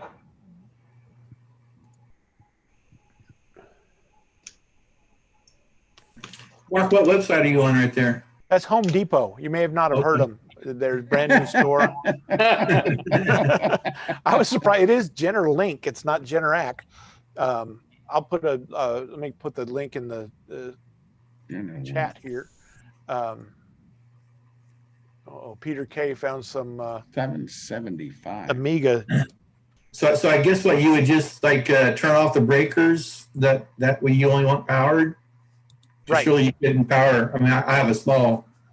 Yeah, this is only good for 40 amps coming in. So you would have to turn off the breakers that to get you to 40 amps worth of power. And there's a lot of. We did some measurement on a house, and you don't draw as much as you think you do. Lighting circuits don't draw full amps, and they're pretty generous with those lighting circuits. And a lot of us have gone to LEDs now, and your whole house, where your whole house used to run probably 3 breakers, you could probably run a whole house on LEDs for a couple hundred watts now. Yeah, that's a 40 amp doodad, and lets you just plug it in. I don't think the lady comes with it. Oh yeah, there's a portable generator. There's a generator right underneath that. So they show a generator just plugging straight into the house. And the good thing with the power company, and probably why they're really happy about it, is that if they install it correctly, it won't backfeed their system, and that's what they're worried about. You know, if tree trimmers are out there, the worst thing we can hear is noise, generator noise, because how many of them have done Larry's method and forgot to flip the master breaker, and now they're feeding power. There's actually a UL standard that covers that. Oh yeah, there's standards for everything. Just, do you think people do? You know. Well, yeah. I mean, the solar inverter stuff all meets that standard. All the right. modern stuff does. Right. So that it won't backfeed the grid. Right. I mean, I've seen neighborhoods. I've seen generators backfeed the grid during storms. Yeah, and usually the way you know it is you hear the generator just under a huge load, and then the generator's just squealing, and it's like, how much stuff do you have hooked up in the house? Oh, I got one light. You're feeding the neighborhood, buddy. It can't do that. Yeah, it can. Go in there, flick your master breaker off, and if it changes the load on the generator, I'm right. If it doesn't, you're right. And they flick the breaker off, and it boom, the load goes down to nothing. Larry, did you say that the OG&E will come and install that? They have to. They have to pull the meter. Or I guess licensed electrician. No, electrician can't pull the meter legally. And since we're being recorded, I'm saying an electrician can't pull the meter for it. But there's a little tab on the bottom that is usually locked with a secure locking device called a wire tie.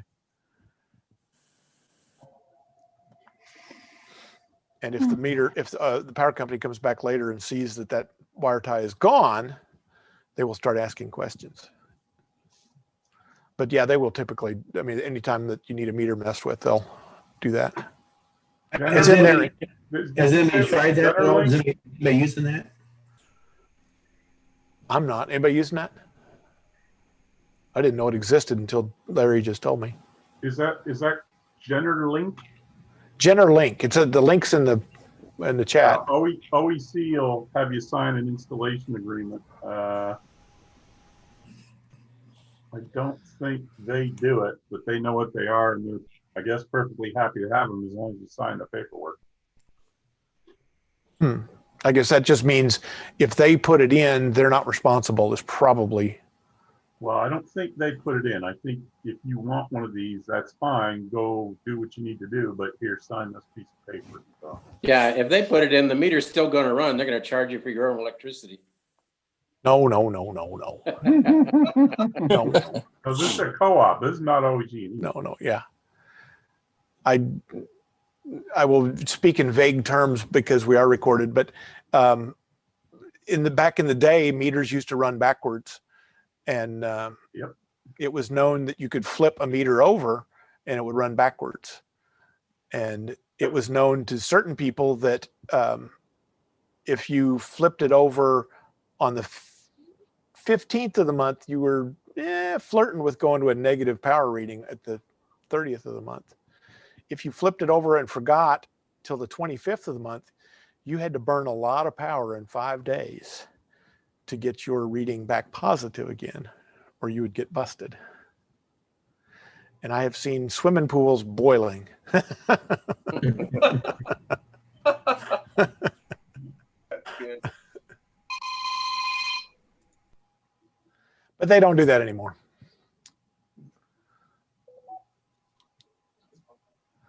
They don't do that. So you have a generator, Steve, or are you thinking about one? I do have one. I have a Coleman. It's a pretty good size one, but it is a portable one, and And I can't remember what the amperage is, but I figured out that I could probably power my refrigerator and a couple of light bulbs and a couple of little portable heaters if need be, and probably be pretty sustainable for quite a while if needed to be.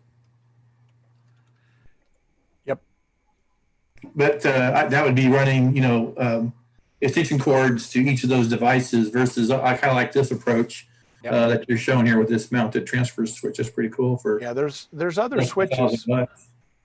If you're looking, this is the price I more was thinking of, was the $2,000 range for this is a 400 amp panel switch. So that little device would switch your 40 amp. whole 400 amp. 400 amp. So that'll switch your whole house over. But if you don't have a generator, it's capable of running your whole 400 amps, you might have a problem. The 22, I think the 22 kilowatt generator that Generac has comes with a 2 kilowatt transfer switch. That's pretty cool. Yep. And they work really well. I've got one that I maintain, and I've got a deal inside that tells me when it kicks on and off. And starting at 9:30 yesterday morning, this system flicked on and off, I think 6 times yesterday when the power would come on, and then it would blip back off and go on and That's back. the Generac. That's the Generac. This I think the one that we put on was a 22 kilowatt. Let's see. That used to be their sweet spot. But maybe their 24 kilowatt is their sweet spot now. They probably squeezed a few watts out of that 22 kilowatt, but this guy currently out of stock. Yeah, I bet it's out of stock. That little guy there is it used to be about $4,600. I guess to add a few kilowatts to it and run it up. But that has a power switch. You can see the switch there. Oh, this is the one that's monitored. It goes to an internet, and you can watch it online.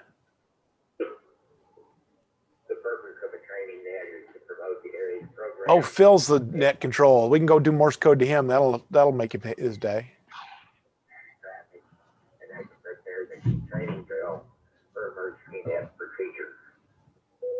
Yeah, that's about the same one. Same little deal. Yeah, I've heard a story from an electrician that said they installed a generator and they got a call from a guy about 6 months later, and they said, I just want to tell you about your generator you put in. He said, yeah, what's the problem? He said, well, none. He said, I tested it the other day, and 3 days later, my wife says, what's that noise in the backyard? And he said he left it running, forgot to turn it off, so it was running the house for 3 days straight. Had no idea. He's been running off generator. Missed the fact that it was making that loud noise in the backyard. So in a whole house cutover, it cut over the whole house. So for $5,600 plus tax, plus some installation charge, you two could hook up to a gas meter. The big bummer here is you have to have a gas meter meters in pounds instead of ounces. So you got to get a better natural gas line if you have natural gas set up. But trust me, ONG is happy to supply that. Is that a dual fuel? Is it like natural gas and diesel or anything like that? Or no, usually it's natural gas, and you can switch them. You could, for a propane, you can usually get a switch if you later change. But I'm going to say this is natural gas only. And if it's diesel, it starts with a diesel. There's no duals. I guess you could have 2 generators feeding each other, but it'd be expensive. That would be redundant. That's belt, suspenders, and Velcro, I think. So is it pretty thirsty? Yeah. Yeah. I don't know what it adds. I know that this thing, the one that I mess with, runs 15 minutes a week, and it does not go over the minimum gas. There's the gas minimum, and they don't bust over a minimum on that. So it's not tough for 15 minutes, and it's load dependent. So on the test, it's not pulling much load. But if you're running 22 kilowatt generator, 22 kilowatt load, you're going to be paying some gas bills. Well, there's Captain Lockett.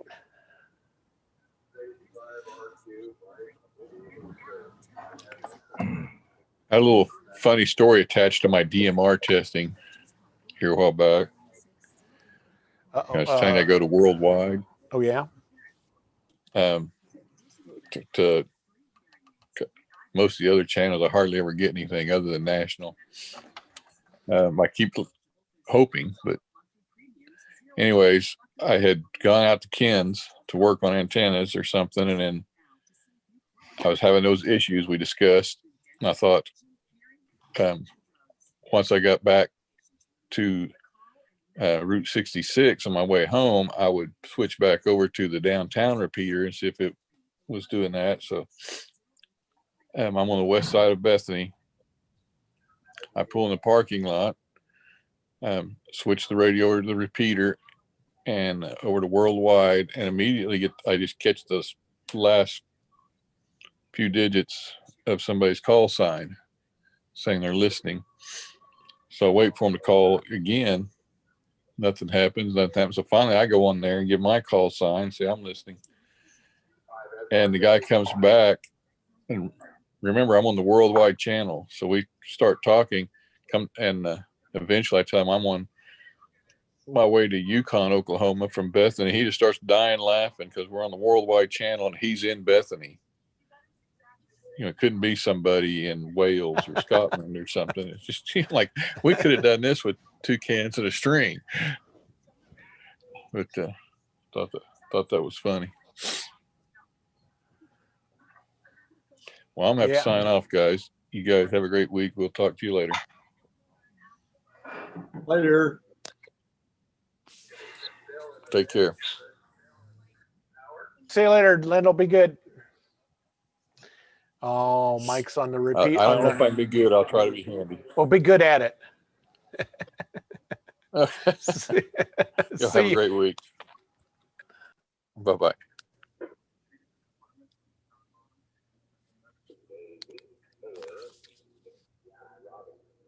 Well, Mr. Lockett, did you finally get your audio working? I think so. How's it sound? It sounds okay. A little choppy, but you're there. Try one more. Okay. I just got back from my sister's. She's without power, so we tried to get some. I tried to light those logs in the fireplace. Those gas logs. I finally got them lit. We'll see if they work. Well, she used them for a long time. That worked out pretty well. Yeah. Is your antenna laying on the ground because of the storm, Bill? Is it all just flatten them all out? It's on the ground right now. Yes. Might have a few trees that lost some big limbs. Oh, I bet. Yeah, I bet. I think Charlene said that somebody reported there was 54 stoplights that were out of power in Norman.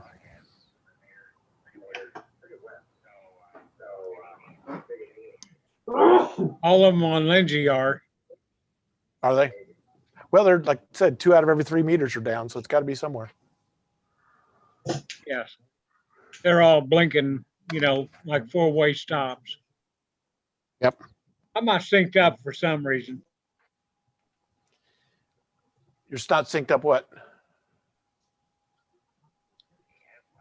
My mouth moves, but my picture doesn't for a couple of seconds.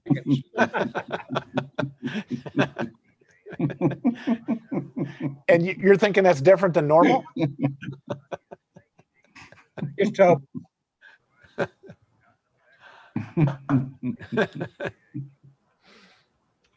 That's what you wish you could get some politicians to do.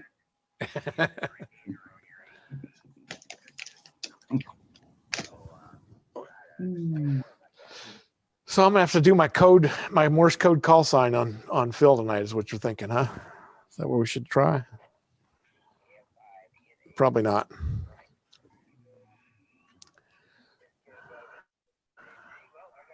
Probably not. Who's your little buddy there, Steve? This is my granddaughter. This is Olivia. Hi, Olivia. Hi, Olivia. Hello. Hello. Is she studying for her technician test? She's already an extra. Extra cute. Extra cute. Yeah, there you go. Right? Aren't you?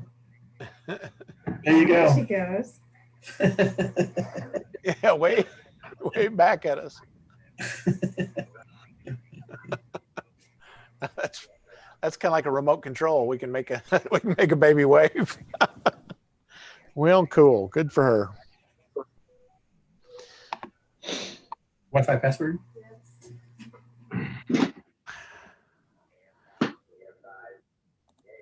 Uh-oh. I got to pay attention here.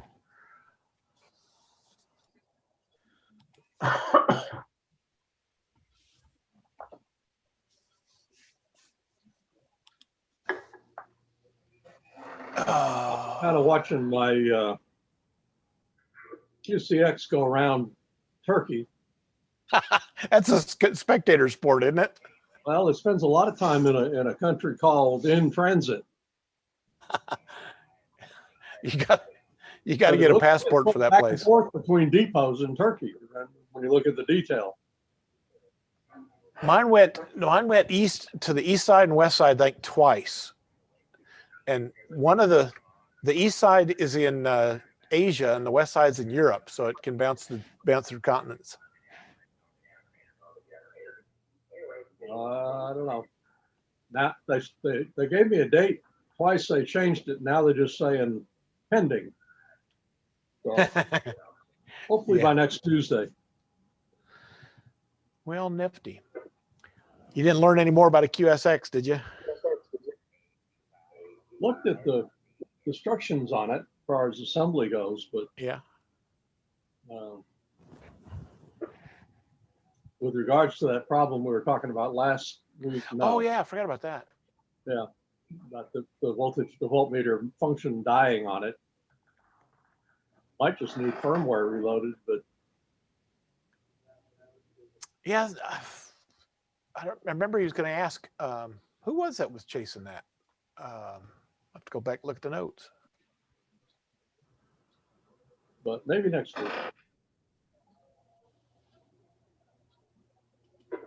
And the troubleshooting talks about making sure just basically the main deal is just all your components are in the right holes and properly soldered and no bridges and so forth. Yeah, yeah.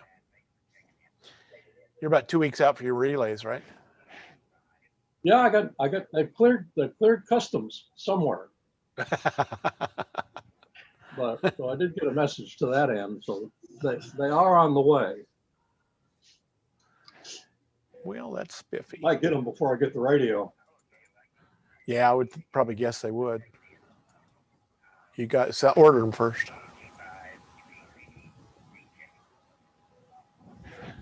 Yeah, ordered them first. Wasn't me. Roger's snuck in there. You got anything for the group, Roger? I know. Just been lucky enough not to lose power so far. I just kind of went around and surveyed the damage from the metro area. I got a video about to post of that, but yeah, not much. How you folks been? We've got, I guess, one still on the call. We got two of us that are out of power. So three. I've listened to Phil on the other the VHF net, and he said he's been out since 10 o'clock this morning. So 3 folks out of power onto the group assembled. So I made quite a bit of simplex contacts today on 2 meter. There's a lot of people that have been stuck at home and talking on there. So. What's your farthest one?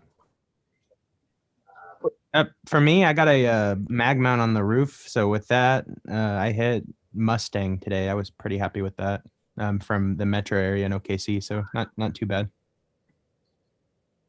Well, that's a good deal. On FM or sideband? FM. Good.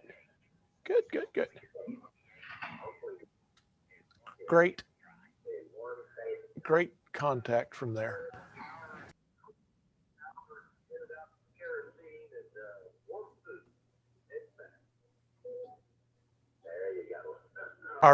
We talked about it earlier, but our plans are next Wednesday, we're going to start a technician class. Lee's got a whole bunch of folks that he's got. I think his number is up to 47. So we'll need to be, or our goal is to run it for the next 7 weeks, starting next Wednesday, and then record those so that they can come in. If they missed stuff, they can come in and do it, and then test afterwards. So if anybody has wants to do some chaperone duties, come on over. Same place, but come on by on Wednesday night, tomorrow, week from tomorrow night, and I'm sure we'll use a lot of people that always sit in the back row to watch and make sure that stuff's going on. So that could be fun. That's supposed to be 47 folks. We'll see how many actually stick with it on a Zoom-based ham class. But I don't know where he's got these people coming from, but he started with about 10 and now he's up to 47 in 4 different calls. So yeah, I have a buddy who's been studying for his as well. Is that like once a week, or what's the frequency of those classes? Once a week, starting Wednesday at 6:30 to 9. And that's a crazy number of people, but it's Zoom, so we can go to 95. I have no problem anybody wanting to come, but I don't really need to advertise it because that's just crazy. So, but yeah, if you got somebody that's interested in doing that Wednesday night, 6:30 to 9, same Zoom channel. We'll have it set up on class, w5nor.org/class will be all the details. It's not there now, but it should be Wednesday night for 7 weeks. Wednesday nights, 6:30 to 9. And we'll try to push it through in 7 weeks, trying to get through before Christmas. Oops, there's me.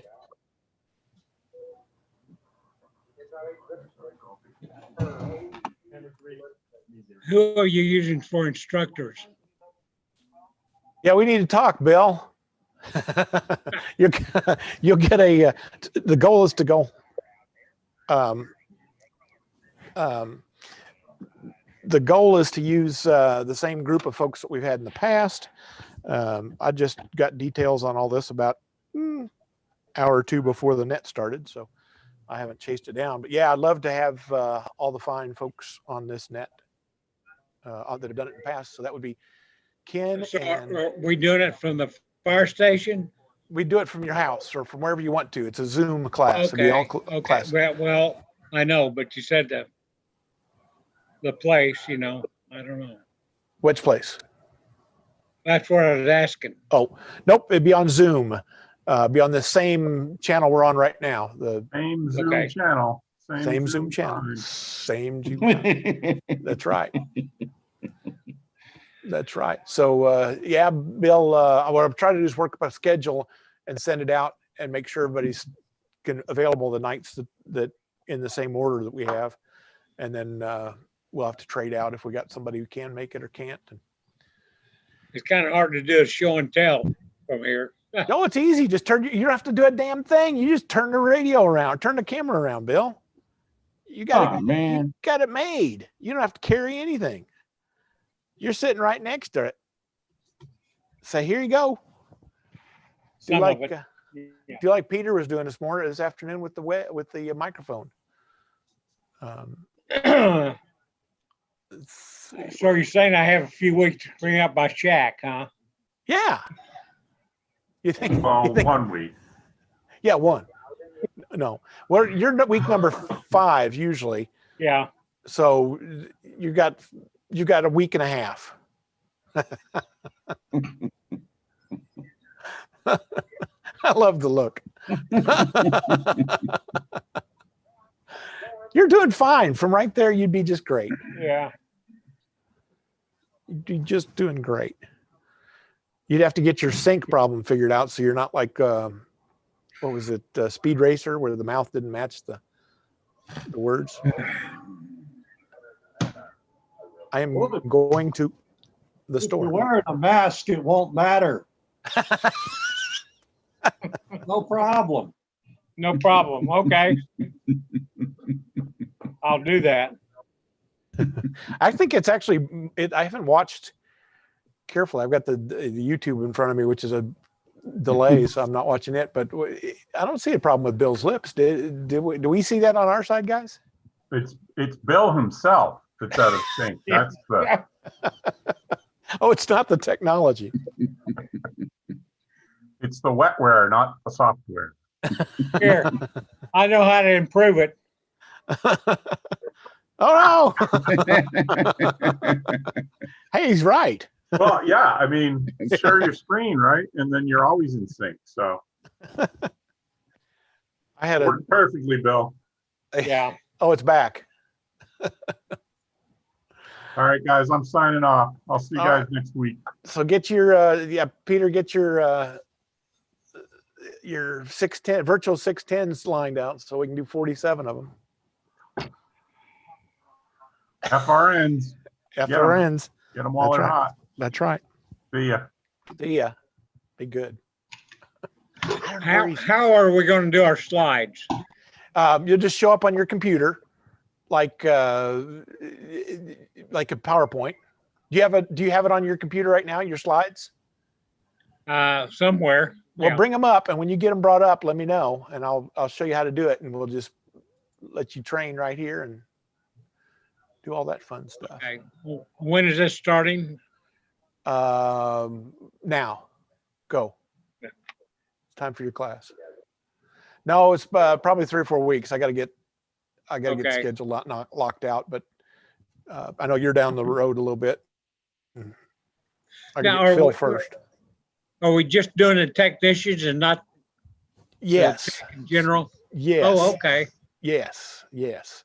It is just technicians. So that's a very. I'm glad you brought that up. I'll have to revise my notes then. Well, okay. It doesn't really matter. You don't get paid extra if you give them more stuff, but more stuff won't hurt them. It just lets you get through a little quicker. So the sessions are scheduled to be an hour or 2? 6:30 to 9, just like we normally do. Oh, okay. Well, So that's a lot of time. That's a lot of time for the material if you cut it in half. I don't think you're going to cut what it you're in doing. half. Sometimes not enough time. I mean, do you really think you're going to cut it in half if you drop the general stuff off? What you're doing? Hey, Mark, you know, with a Zoom class, anything more than an hour and a half is really taxing on the participants, and you're just going to get people dropping off usually after an hour to 90 minutes. Just something to keep in mind. Yep. And that's why we're recording it so they can come back later so they can hit up whatever they need to. So, but yeah, that's a good point. Make them go out and do push-ups at the halftime and chase it down. I don't know. I've been on so many Zoom calls here in the last 6 months that they're just as easy as the others, but these might not be Zoomers, so you might get it. No, our goal is to do it just like we're doing this class here, where we push it to YouTube and we get the YouTube videos, and then they can come back later that night or the next day and study a little bit. So that may be a good set of videos to have built up for us.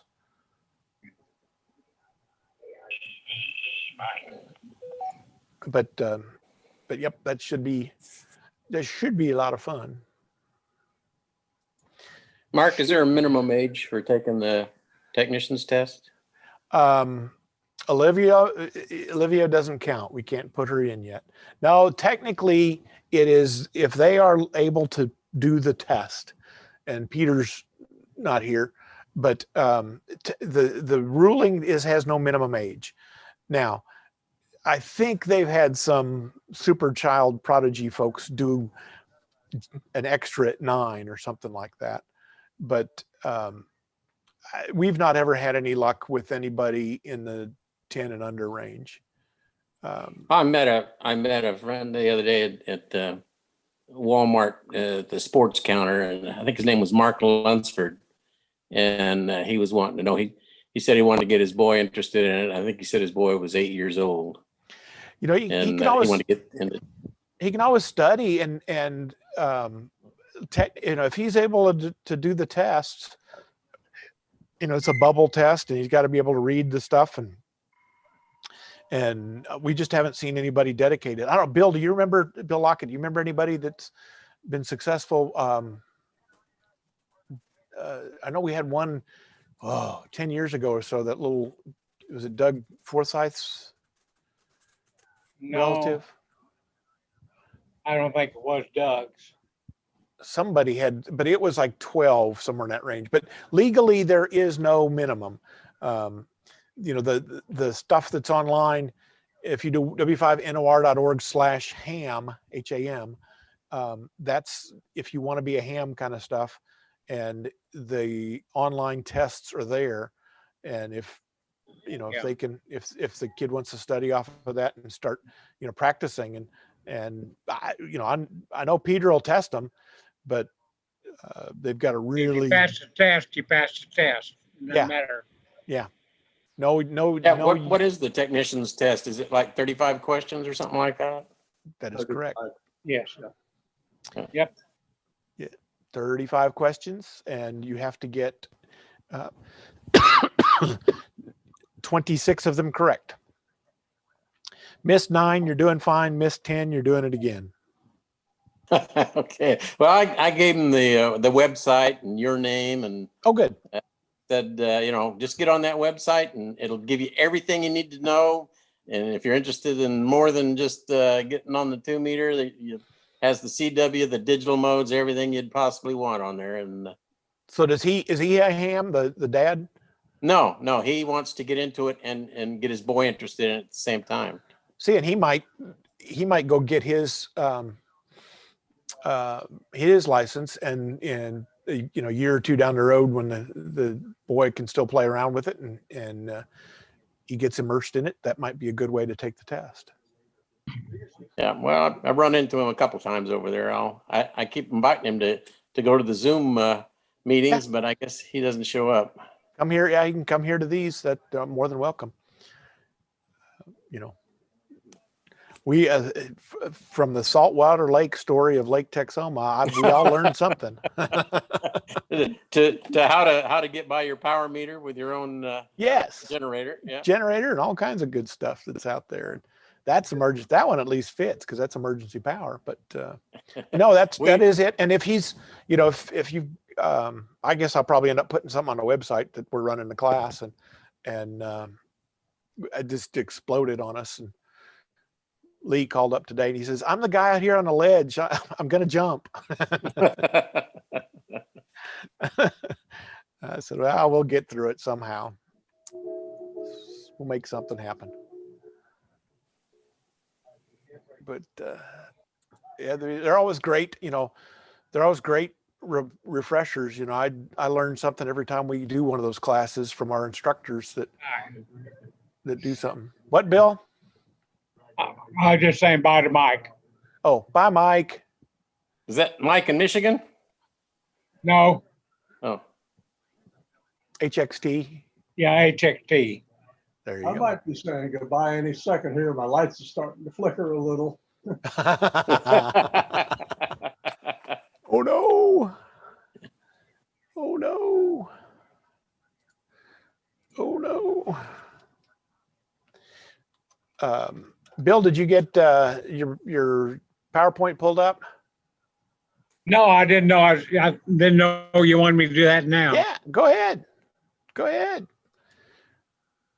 Well, let me see. How am I going to do that? I don't know. It's your computer. Well, you Whatever have you one have- just like it.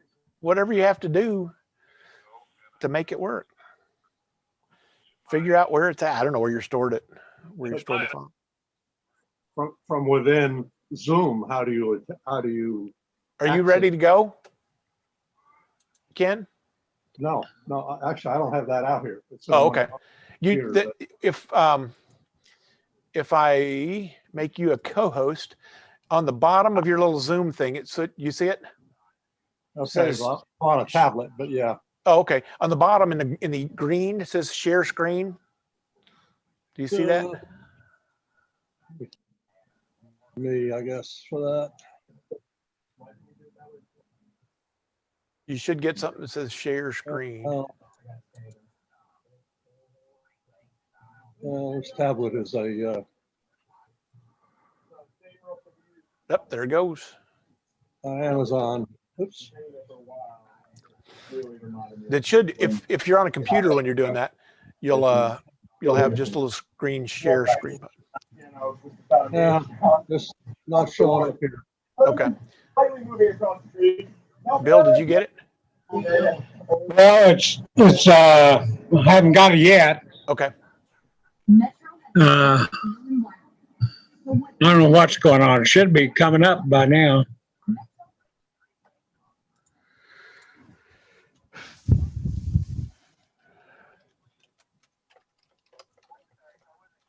I loaded it's on Libra.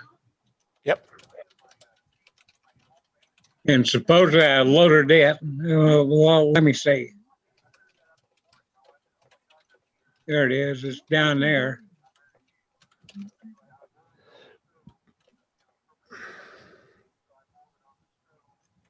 There we go. Okay, it's on this screen now.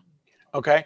Now on the bottom of the Zoom thing, Wait, I'm not on Zoom. Okay, switch over to the Zoom. Alt tab over that. How do I do that? Alt tab or escape should pop it down. I don't have any tabs. I have. Or I mean, the Libra. escape. The Alt tab keys. Alt tab. Alt escape. Alt tab. Alt tab.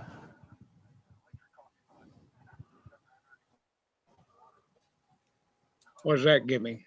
Should get you to the Zoom page. It says it's expanding my reach. Learn more. Cool. Alt tab. There. Okay, I see you. I see that. I don't want. You want the Zoom one.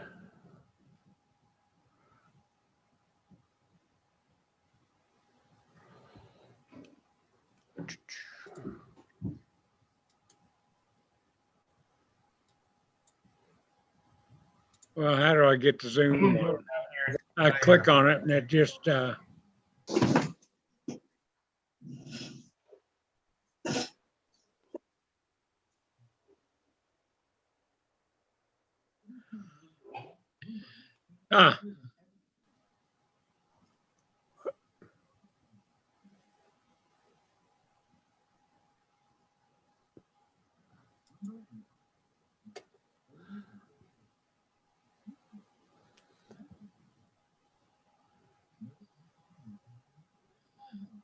I don't know.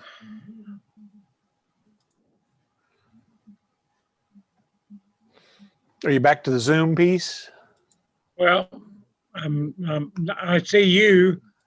That should be but it. I see, well, but you can't see me, can you?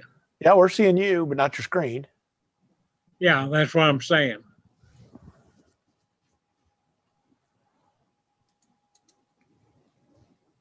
But if you bring the Zoom piece back up where you had it before, there should be a green button on the bottom. Yeah, I see that green button. Yep. Click And it. it's not and doing it says share your screen. No, it doesn't. It just.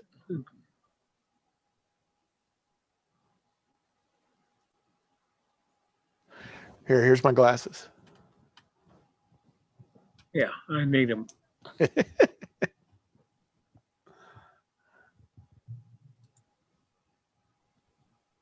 Well,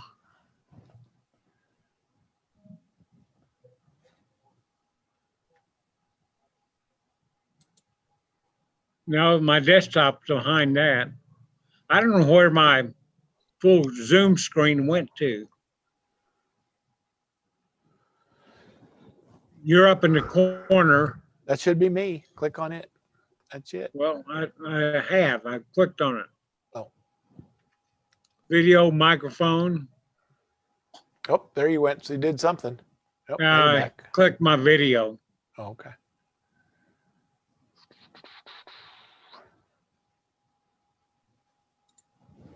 I don't know how to get. Wait a minute. Let me see this. Okay, if I minimize my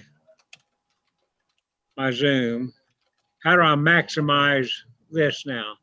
All I got is my desktop and you. Well, me is the Zoom, right? Yes. Well, right click on on me and see what you got. Nothing.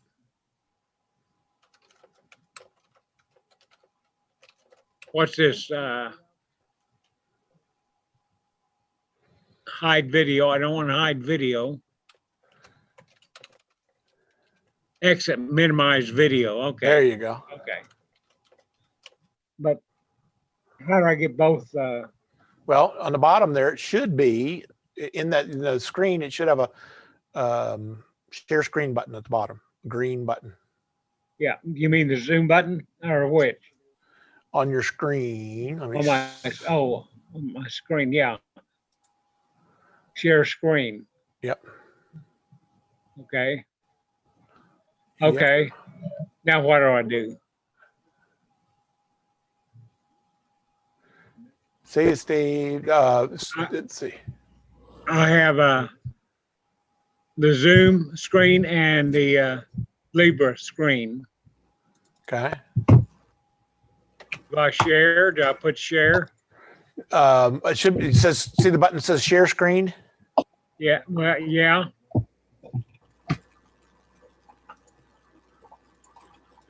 That's the one. There you go.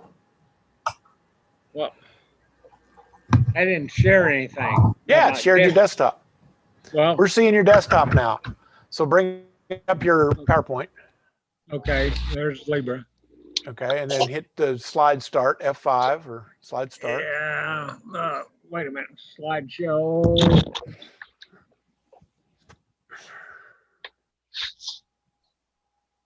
Did you say F5? F5 should do that. Yeah, okay, it didn't. Okay, slideshow start should do it.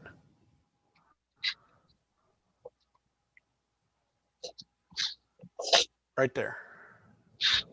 Start from first slide, F5. See, there it is. That's the first slide. How do I? Oh, okay. Well, wait a minute.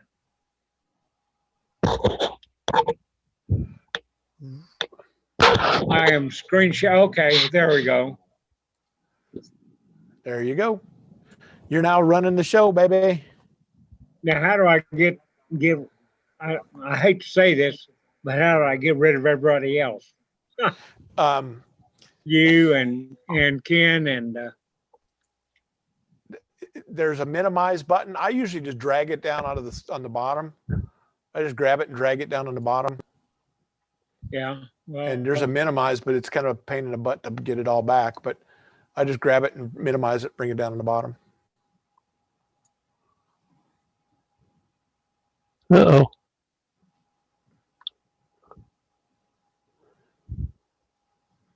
Uh-oh, what? I minimized it now. Then you said it's a pain in the butt to get it well, back. You just alt tab will get it back. Or on your screen, top right, it says view, and you can say standard, side by side, or gallery. Oops. Uh-oh. All right. Where did you go now? He trapped in the meeting. Say again. He trapped him in the meeting. Oh, yeah. Ken, we'll see you next week, buddy. You're on your own. Oh, yeah.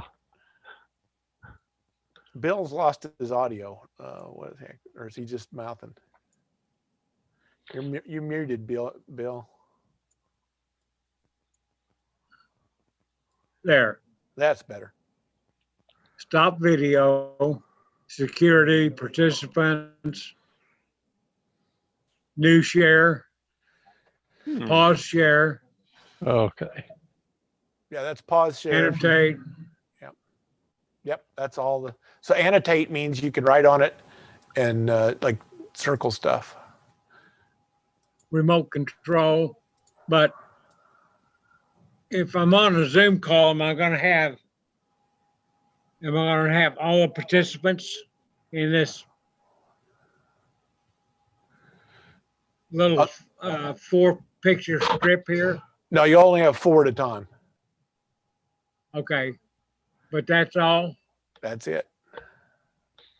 What? Oh, I can hide That the window thumbnail lets video. you select. Pardon me? What will let me select? The window at the top, at least on my screen, lets you select to minimize, single, double, or group. Yeah, you can hit the minus in, button on in the window. Well, if I hit the minus button, everybody goes away. Yep. Well, yeah, but if you hit the 1, then there's only a single screen, and you can drag it down to the bottom corner out of the way, Okay. which Well, is how do I probably get- not how a do- bad thing. That way you can. How do I get you guys you back? On the top right, there's something that says view. Well, I don't have that. Should be there. I'm screen sharing, new share, participants, more.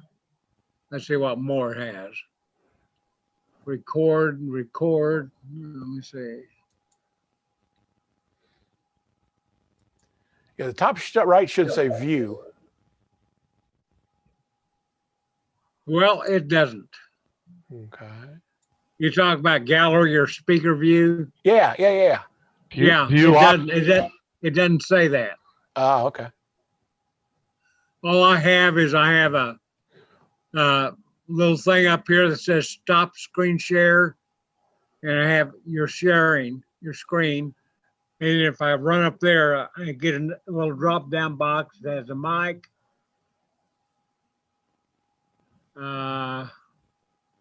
Wait, select the speaker. Oh. Video, select the camera. That's all. Pause screen share.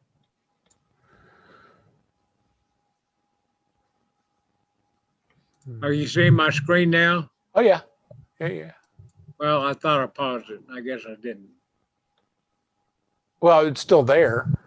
Remote control. Unpause it and we can see it. We can see what you're doing. Yeah. My laser pointer is not going to work here. No, but your mouse does. And there's something called annotate, which lets you do the annotate.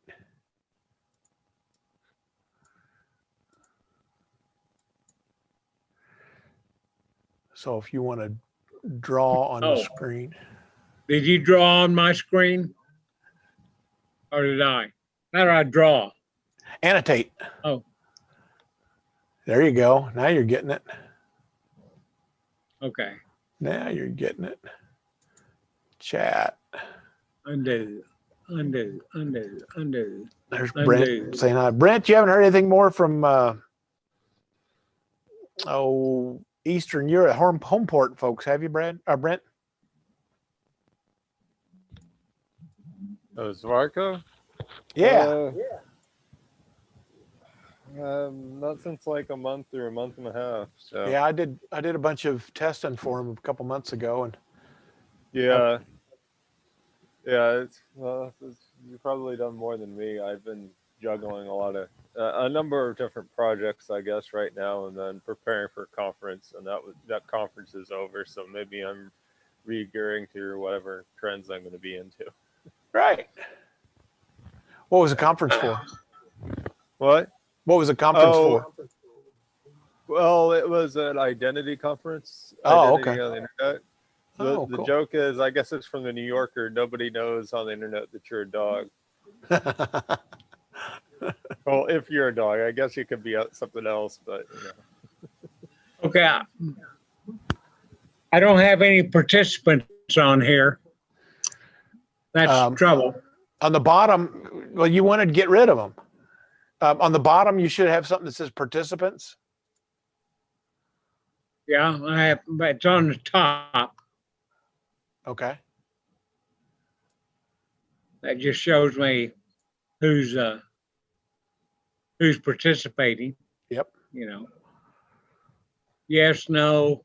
Right. Go slower, go faster. Oh, I think these are things they can send to you. You know, invite, unmute all. Okay. There you go. Now you're moving again. Turned it on. Single band mobile. It's a good starter radio. Yep. But I don't know why I lost my participants. Because you minimized them. Well, how do I get to them to unminimize them? Should be something on the top that says view. Hit the escape button right now and it'll get rid of the video or the PowerPoint. It doesn't do anything. Hit the escape key and it doesn't do anything? Do I have to hit alternate escape? Nope, just escape. Nope, doesn't do anything. Yeah, well. Let's see here.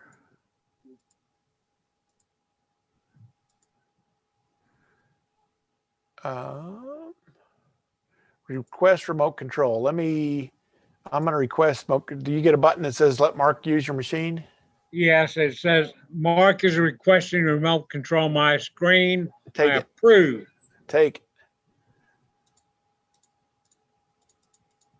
So let's see. If I hit escape. Well, when you hit escape, yeah, you minimize it. Yeah. Now you can, you should see. Let's see. We want to go to exit full screen. And then there they are. Wait a minute. How do you exit full screen? Up here, view options, it says exit full screen. I don't have those options. This is your computer you're looking at. I don't have those options. Where do you see exit full screen? Doesn't it show here? No, we got to get the Zoom screen up. Hold on. This one here is a Zoomer screen. So there it is. Nope, that's on my screen. Hold on.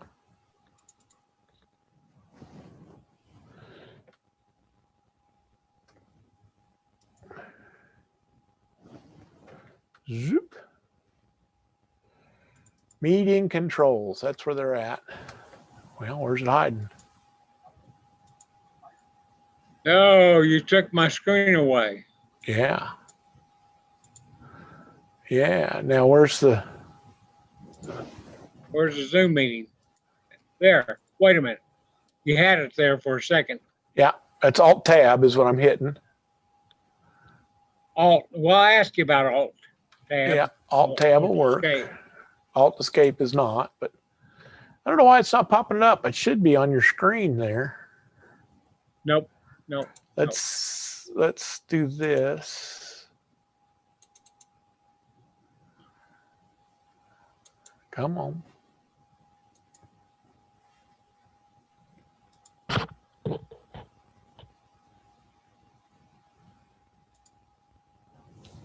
There it is. What?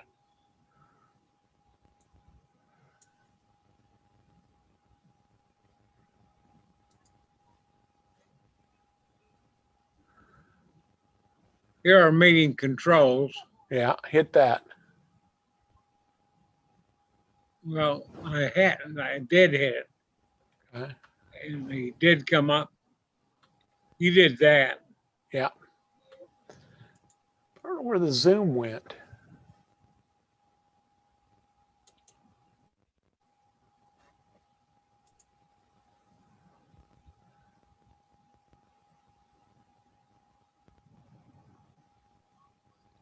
Okay. Zoom hiding in your browser. Does that come into the browser? I No. don't see a browser that's active. Well, I got Libra back up on the screen. Yeah. The full thing up. Yeah, that's me playing around there. Let's see. DAS. I can see we might want to have a couple of practice sessions. I've never had a problem with this. The right answer is just leave them there and don't worry about it. But yeah, we can practice all we want. Task manager.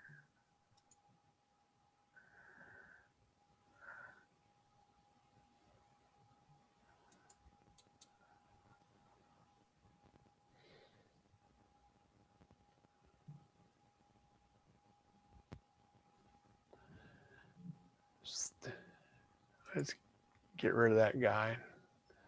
See if we can find him back.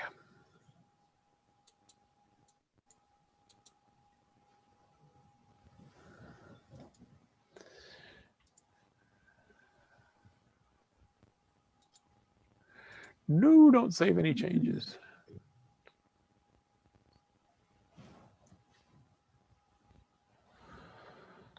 So for the sake of the class, we can embed our photographs of some of our demonstrations or in your PowerPoint. Yep.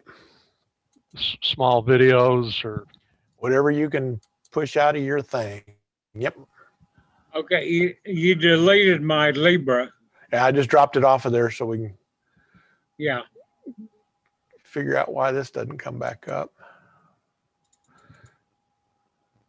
Task manager, Zoom meeting. Yeah. Yep.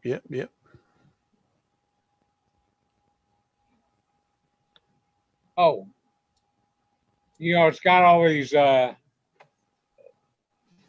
little things I can do on the Zoom of my slides. Maybe that's Zoom meeting.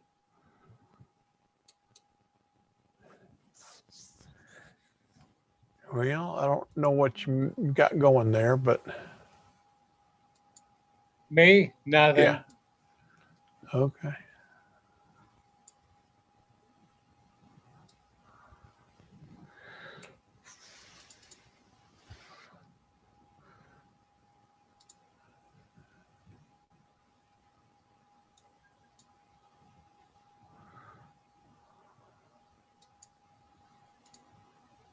Yeah, you should be. I mean, that should be showing up somewhere.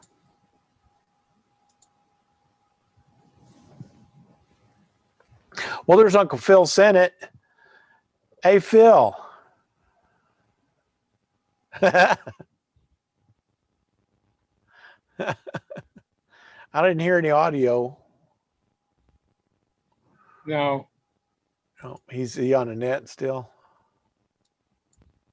He may be. I don't know. I don't. Oh, where it went? Where'd my Zoom go? That's what we're looking for. It's down here on the bottom, you know.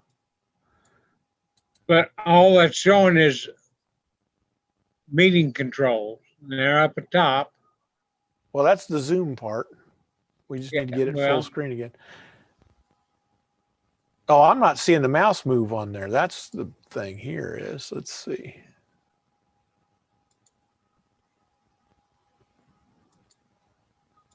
Let me stop the sharing. See if that helps. Did you do that? I did. Yeah, I stopped the sharing. We can now see your video. Okay, but we're not sharing now. No, you're not sharing now. So can you see me now? Did it pop back up? I see 4 people. Yay. Ken and Phil and me and you. Okay, did I pop up while I opened my mouth? You're there. Yep. Okay, now. Whoop. Somebody else popped in. Yep. David Roger's back. Claire. What's going on, Uncle Bill? Oh no. Well, we're trying to figure this Zoom out. You're trying to figure what out? Zoom. Oh, Zoom. that guy in the middle right there. That's different on everybody's machine. Who is it? Oh, okay. Must be Phil. That's Uncle Phil. Oh. He's right next to you on my machine. Oh, he's right below me on mine. Oh. Yeah. And there's Ken. Yep. There's old Ken. I don't know this young man down here in the bottom, Brent. Brent's a good guy. I don't care what he'll tell you otherwise. But he's a good Mark's guy. lips are moving. We know he's fibbing now. That's me. That's me. Yeah. I'm listening to the We could on the net there on my new Radidio. Oh, you got a new one? You got a replacement? My old one puked on me. The screen went blank. Sorry to hear that. I did get it kind of fixed, but it didn't fix it all the way. Now watch a Zoom meeting without a little cat ass on there. Oh my goodness. Uncle Phil's nose has gotten longer, hasn't it? Oh. They both got about the same color hair. Yeah, stick that on that cat's tail, Phil. Yeah. Plug it into the USB. I thought he had an alligator clip. That kind of looks like a UHF antenna if you dipole it. Gamma feed it in the middle. Well, Mr. Core. That Mr. Core down there? Yeah, he's making lunch for me. Oh, yeah? Yeah, that's what he think. That's what I think he's doing. Well, we just got our electric back on about 20 minutes ago. Oh, boy. Is that right? Yeah, it's been off since about 9:30 this morning. Linda's went off this morning, and it's still off as far as I know. Oh, my. I went over there. I was late for the Zoom meeting. I was over there all afternoon trying to get her some gas heat, where we didn't have a fan working. Yeah. I got some gas log for fireplace. You know Got what I them did? working. Several years ago, I went to Harbor Freight, and I bought one of them $89 900-watt generators. And I was talking to Uncle Phil on the net this morning, or we were just talking about it. Anyway, that thing runs my furnace. I got a gas furnace, and I just plugged it in, unplugged it from the wall, started that generator up, plugged it in, and it ran it perfect.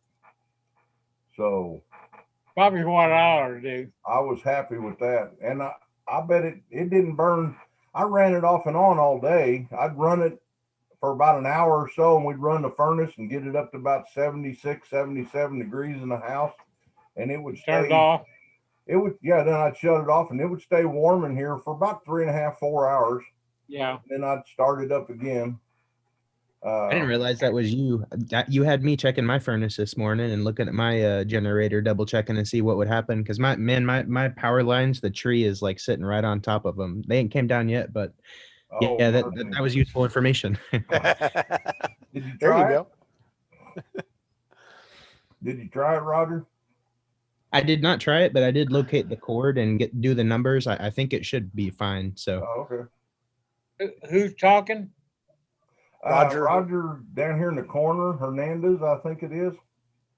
I don't have him on my screen.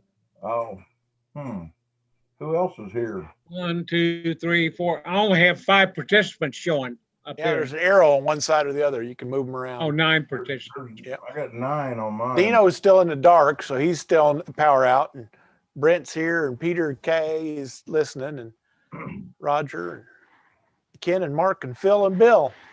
There's no arrow on my side. Down at the bottom. Hey, look down at the bottom in the middle, and it says participants. Yeah, 9. It tells you how many there are. Click on it. And then, There should be 9, but I only see 5. Yeah, you gotta make that window bigger. Well, he's probably working on his 1895 Mac computer.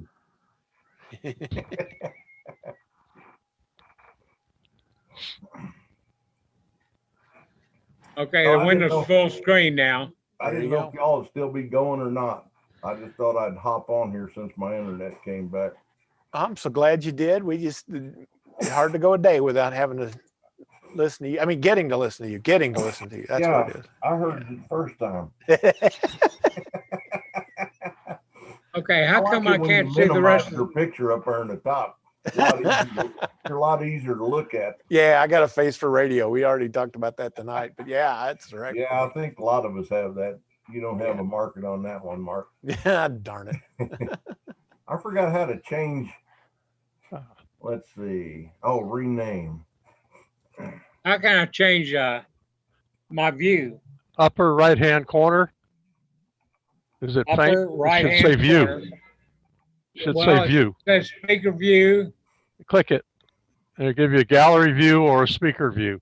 Yeah, well, I'm when I have gallery view, I show 6 people. Make the window bigger. How? Drag the sides. Well, it's full screen. Yeah, I'm getting 9 on mine. I'm getting 9 on mine. Well, I'm getting 6 on mine. 8 and Deano, which is, just. I don't need to make the window bigger. I need to make you guys smaller. In the dark. Oh. Scoot your face a little closer, Deano. Did somebody say Deano? There you go. I said, stick your face up a little closer. There you go. There he is. There you go. There is somebody there. He came out of the dark like a ghost, didn't he? Okay, now I can see 6. Now I can see 6. There you go. He needs a shave. I think we all need to shave. Well, maybe not Mark. No, I did it today, so I'm good. Oh man, that's one of the things I hate. I hate worse than going to work is shaving. I guess I associate it with going to work. That's probably the right answer. I have a little note on top that says total non-video participants 3. Oh, that's So the that- reason. You've got it set for video. That's why you're only seeing 6. So the people who don't have video, you can Show block those out. non-video participant. There you Okay, go. now I got 9. There you go. Man, I'll tell you what. I do that. I'll hide that when, like on the SCARS meetings on Saturday mornings, when there's like 10 or so people that are not shooting video, I'll hide those and gives a bigger screen for the rest of the Well, folks. now that they're there, how do you hide them? Now that I got them. You're not very easy to please. No, I'm just trying to figure out how to use this damn thing. You got to be the meeting organizer. No. He gets more controls than you do. Yeah, I gave Bill the controls. That's what's the scary part. Oh, now that's our problem. That's right. See, we'll give them to you too, because hey, we got now we got you talking to us. We're gonna do a online Zoom class. You want to do your normal part? Yeah, that's why I got on tonight. And next was to Wednesday? ask about that. Good, because I just got a call from Lee right before this started that said we got 40. What did I say? 46 7 people I think he's got in the list. I stroked out in the middle of that. Oh wow! Wait a minute. Yeah. Okay. Wait a minute. Yeah. We always do this in January. Well, he's got a group that wants to do it online. And what would be cool is if we could record all of this stuff and then let those guys fill up on, if they can't make it, they can get it. And then we can run these 12 months out of the year where they can just go listen to the lectures anytime they darn sure well want to. And then figure out what we're going to do in January. Mark, I don't know. That's next week, or sorry, next Wednesday or this Wednesday? Next Wednesday, a week from 8 days. They have some that'll have 50 or 60 people in them. Starting next Wednesday, once a week. Once a week. So I think you're the first techno thing, or the first class, if I remember. I haven't even looked at the list yet, so Well, that's why I'm in the dark here. In the past, I was on the second class. Right, and we're gonna squish the first class because we're trying to get it in 6 weeks, and we'll do the intro part. We'll flip with it. There's not really any slides. It's tech only, which is the other big thing that we got to remember. So we don't have to push. We'll take out all the general stuff. Right. But okay, you want me to do you want me to do the usual electromagnetic fields and waves? Just the same thing, and you don't have to. All you need is tech only. So you don't have to do the general stuff. So hopefully it goes spiffier. And do it online. We can't demonstrate anything. Well, we just you can do your lecture lines. Who's got their mic on? Red Deano. I'm gonna mute you. There we go. I suppose we could do demonstration, but that'd be a little more difficult. And you're cutting us up for next Wednesday. Next Wednesday, I think is that the 4th? Let me get this all straight. Yeah, that's like November like the 4th. Day 4th. after Election Day. Oh yeah. That's when the coronavirus will go away. Yeah. Day after the 3rd. So the 4th is what the starting. That gives us 7 weeks. 1, 2, 3, 4, 1, 2, 3. That finishes us on the 16th. And then we can start testing. And that's what we're going to try to figure out is how we test. Now, I don't know if we're going to have 47 people that stick with us. I got a dollar. Who wants to guess how many they're going to stick with us? Yeah. About half, probably. Well, yeah, we have a lottery going here. Yeah. I got a problem though. I might be heading for Belize on Tuesday. Oh, okay. When you coming back? Depends. I don't know. What did you do wrong? It depends on the election. Oh. I was gonna say, what did you do wrong? Oh. Okay. I'm gonna have to be more familiar with how to manipulate this computer. Well, you work on the PowerPoint stuff, Bill, and we'll set you up for some demos. You just give me a holler, and I can turn you on a demo, and you can sit there and play. I wasn't going to say those words. Practice by yourself. And almost did. Practice we by all yourself. outguessed that one. That's it. AE5F, adult entertainment, 5 fingers. Yeah. But you can practice. Yeah, no children here. But you can practice as you wish, and we'll get you an expert anytime you want. So not a problem. And Ken, if you want to do that too, when you get with a bigger machine or your slides going, we can do it. Yeah, I just need to pull them off on a thumb drive and put them over on this unit probably, and likely find a hard Cat5 connection. My Wi-Fi is a little iffy out here, so. So whatever you're on now sounds good. Actually, it's working pretty good. I reloaded this with Win 10, and it seems better. Plus with the headset. Yeah. What are the class times? 6:30 to 9. Shit. That's long. It's long. It's same as the other. Same as the other. That's too long if we're just doing the tech. Well, you can shut it down when you're shutting it down. I mean, Not if you too get all long your for me, I need all the time. yeah, if you get it done in 2 hours, okay, your pay gets cut, but that's about it. Oh, okay. Yeah. I Half mean, of if you- nothing. Half of What is nothing. that Still class nothing. that Lee's doing? Say again, Dave. What's that class that Lee is doing? This I is heard him it. Talking, huh? This is it. Oh, this is the one you're talking about? Yeah. So, okay. That's why I That came on here explains a lot. tonight. Yeah, he's not was even to get- there. I had to come get the straight story here. I'm so glad you did, because I've got a. He called right before the hour or so before this, and was like, Lee. And he said, "Well, I'm on a ledge. Keep me from jumping." I said, "Careful, I'm going out on a ledge with you. I might push you one way or the other." And then we finally went, "All right, well, we'll get it. We'll get it." You had one job to do, Mark. Which is? Oh yeah. And you failed. It was a virtual ledge, man. Oh, and never mind. Okay, I forgive you.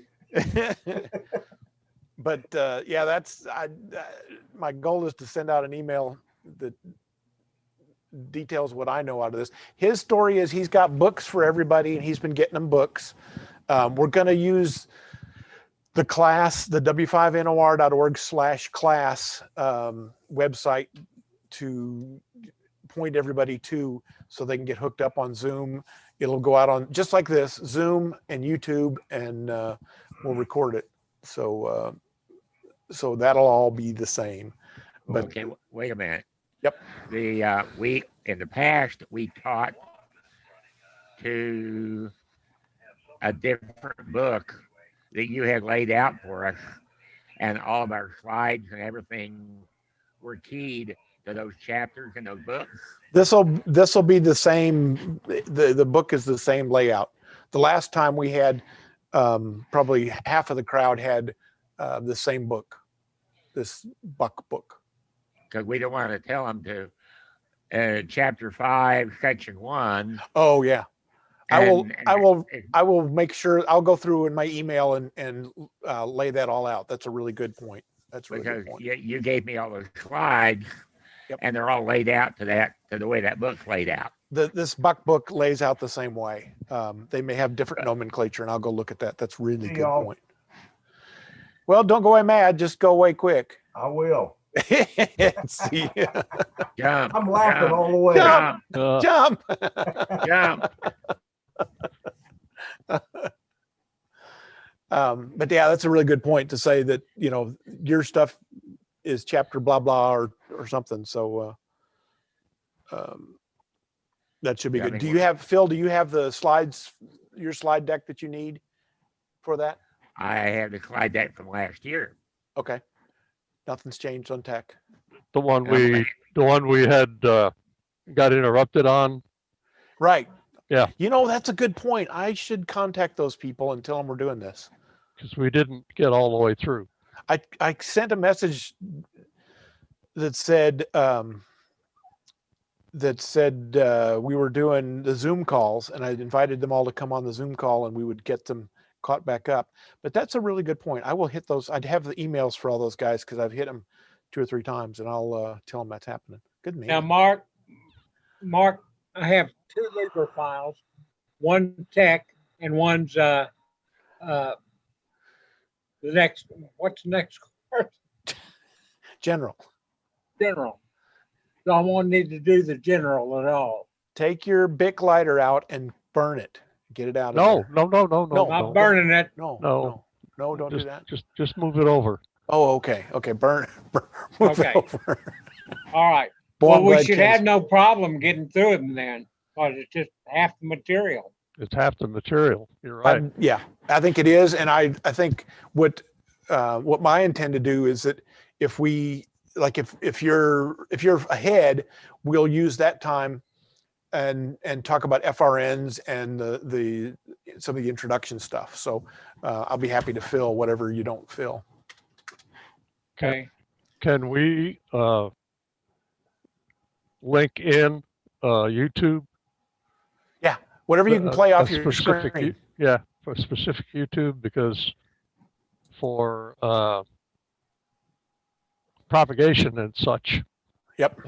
Maybe bring in a Dr. K and a little bit of space weather or something for interest. Oh, okay. Dr. Z or N or whatever she is. Oh, Dr. T. Dr. T. Tabitha. Scope. Yeah. I was thinking, who's Dr. K? Isn't that like K T? Isn't it like Another Biden moment. A Bond? Is that a Bond movie fan? Yeah, that could be. Dr. T. Anyway, Dr. that one. K. Yep. Dr. T. Yeah, and we'll test that out. But yeah, there's when you hit share. Actually, you're there now. You're not on a computer. You're on your other one. No, I'm on a computer now. Oh, are you? Yeah. Okay, you should be. Are you? Yeah, you're a co-host. On the bottom, you should have a share screen. I have a share button. Hit it. Then we can laugh at you like we were laughing at Bill. Oh, okay. So now I can go out and find. So I don't see a share. Well, I don't have anything in there to share yet. Okay. But Yeah. Do what you want to there, or share a video. Go to YouTube and just click it. Now, the only thing with YouTube when you do the share is there's a little tiny button on there that says share my audio, my computer audio, and that way the audio comes with it. That's the only thing. That's why I had a problem with the Ham Holiday. That one guy that from Arkansas that. We had it working in the test demo, and he made a big note that said to make sure to hit that button, and he forgot to hit that button. Let's see. But yeah, I don't know where Lee found 47 people that are interested. There you go. Did you see there the little button? Okay. Ken, it said. Yeah, I did at the bottom, but all right. Share my audio. I can go in and just create a meeting offline here. Create a meeting between two of my computers, and yeah, that'll work. And when I create it, I'll be the host, so yep, I should be able to play with all these controls. Yep. Well, see. Okay. Yep. He knows a lot more about it than I do. Well, he's that's why he's teaching the important stuff, Bill, and you're teaching the what are you teaching? Show and tell. See, you got it made. We got everybody teaching. No, Bill or Ken's, you're doing the old Gary Skaggs stuff. You're doing propagation and antenna building and that kind of stuff, right? Antennas and propagation. Yep. So you've got enough demos that you can hold up your little antennas in front of the video. Well, yeah, or maybe you just go ahead and create video of it and inject it. That'll work. All right, I'll play with that. I'll play with that. So I think you're night 3, so that gives you an idea where you're at. I think Bill's night 5. 5, maybe 7. I think 5. Maybe 10. Maybe no, I think 10. You're 5. I think you're 5. Ken is 2, so I got to make sure I get him tomorrow. Ken Goodson. Sorry. Ken Goodson. Oh, for Ken electronics. Electronics, and then you're doing the propagation stuff. That. Yeah, you got to do yours. That was pretty good. Who did we stop on last time? Lee, I think. Yeah, it went rather quickly on that. So yeah. 4. Who's 4? I don't remember. I don't think we got to lesson 5 last time.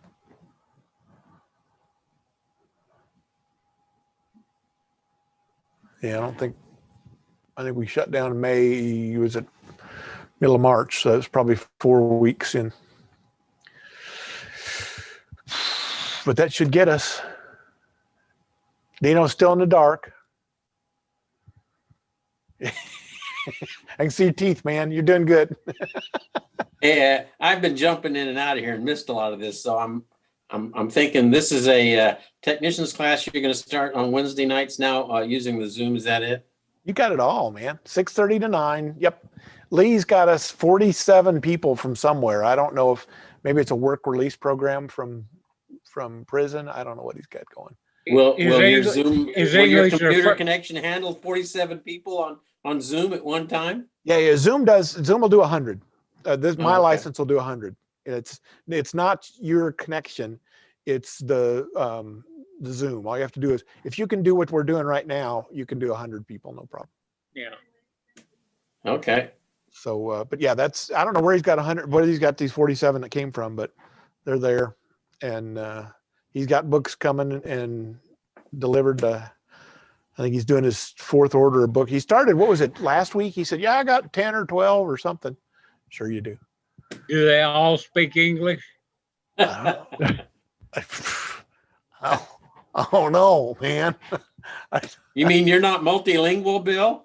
Well, they don't have to speak English. They just have to understand Bill. Yeah. They speak Bill. Okay. Hey, I'm gonna have to leave. Thank you. Mark, I'm gonna have to get with you before my class to make sure I understand what to do. Anytime, man. When you get some time, we'll set you up and let you test. Let you play. I mean, literally, I can set it up and you can just play around with it. Okay. It would probably be wise, depending on our various links, if Mark, if you had the actual copy of the slides that we're going to present, just in case. From the presenter. Yeah. Just in case, we'll just a thought. Yeah, that's a good idea. We'll have people send them. So Yeah. send me your stuff, what you got, whenever you get. I just got an unstable internet warning, and I am on Cox. And yeah, it's not well, exactly 100%. Well, there's a lot of that. All this bad power stuff is going to affect internet tonight. So I might be better off to switch and hots. How busy are you going to be phone. with trees and all? We have no responsibility at this time, so we're not. Okay. You're not going anywhere or anything like that? No, nothing's firing off for us. So okay, we're good. Okay, you've got all my slides. Okay, you did not modify them, Phil?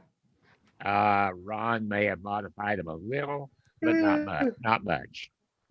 Okay, And if you want to email it to me, that I can do that one. You're telling me that I'm doing only the technician. That's Correct. chapter 2. So I'm not doing chapter 5 on the radio signals, and I'm not doing chapter 6 on digital modes. Because that's all in general class. If they're all in general class, that is correct. So we can probably get through our chapter 2. We'll probably get through that in an hour and a half, maybe 2 hours. So we'll be in good shape. I got $1 that says you'll eat all of that, but that's not bad. Well, Ron and I both tend to talk a long time. Oh, that's right. Is Ron? I forgot Ron was working on it. You're going to have both of you? Yes. Okay. Yeah. I'm glad you reminded me. I would have missed him on the list tomorrow. Thanks. Yeah, and he did some. I remember he did some good on that. The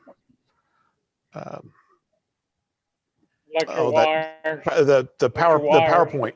He did some good PowerPoint changes on there. Yes, he did. Yeah, so that was there, and I don't have a copy of that one, so that would be good to have. So let's get his. Yeah. Yep. So I'll probably have him present that same thing. Yeah, that was.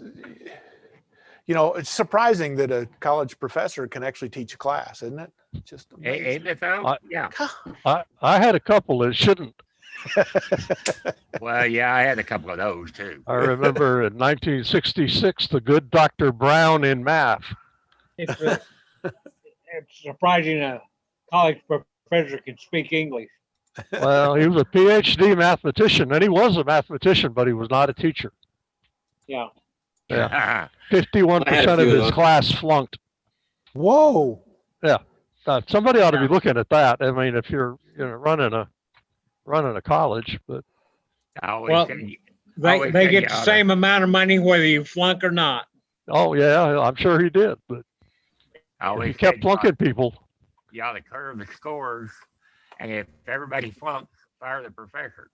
He was he was not a good teacher. He might, like I say, he might have been a great mathematician, but yeah, probably a great researcher, and they make him teach. Then the next semester we got the hippy dippy teacher kind of guy, and he was pretty good. He got to us. He could reach us.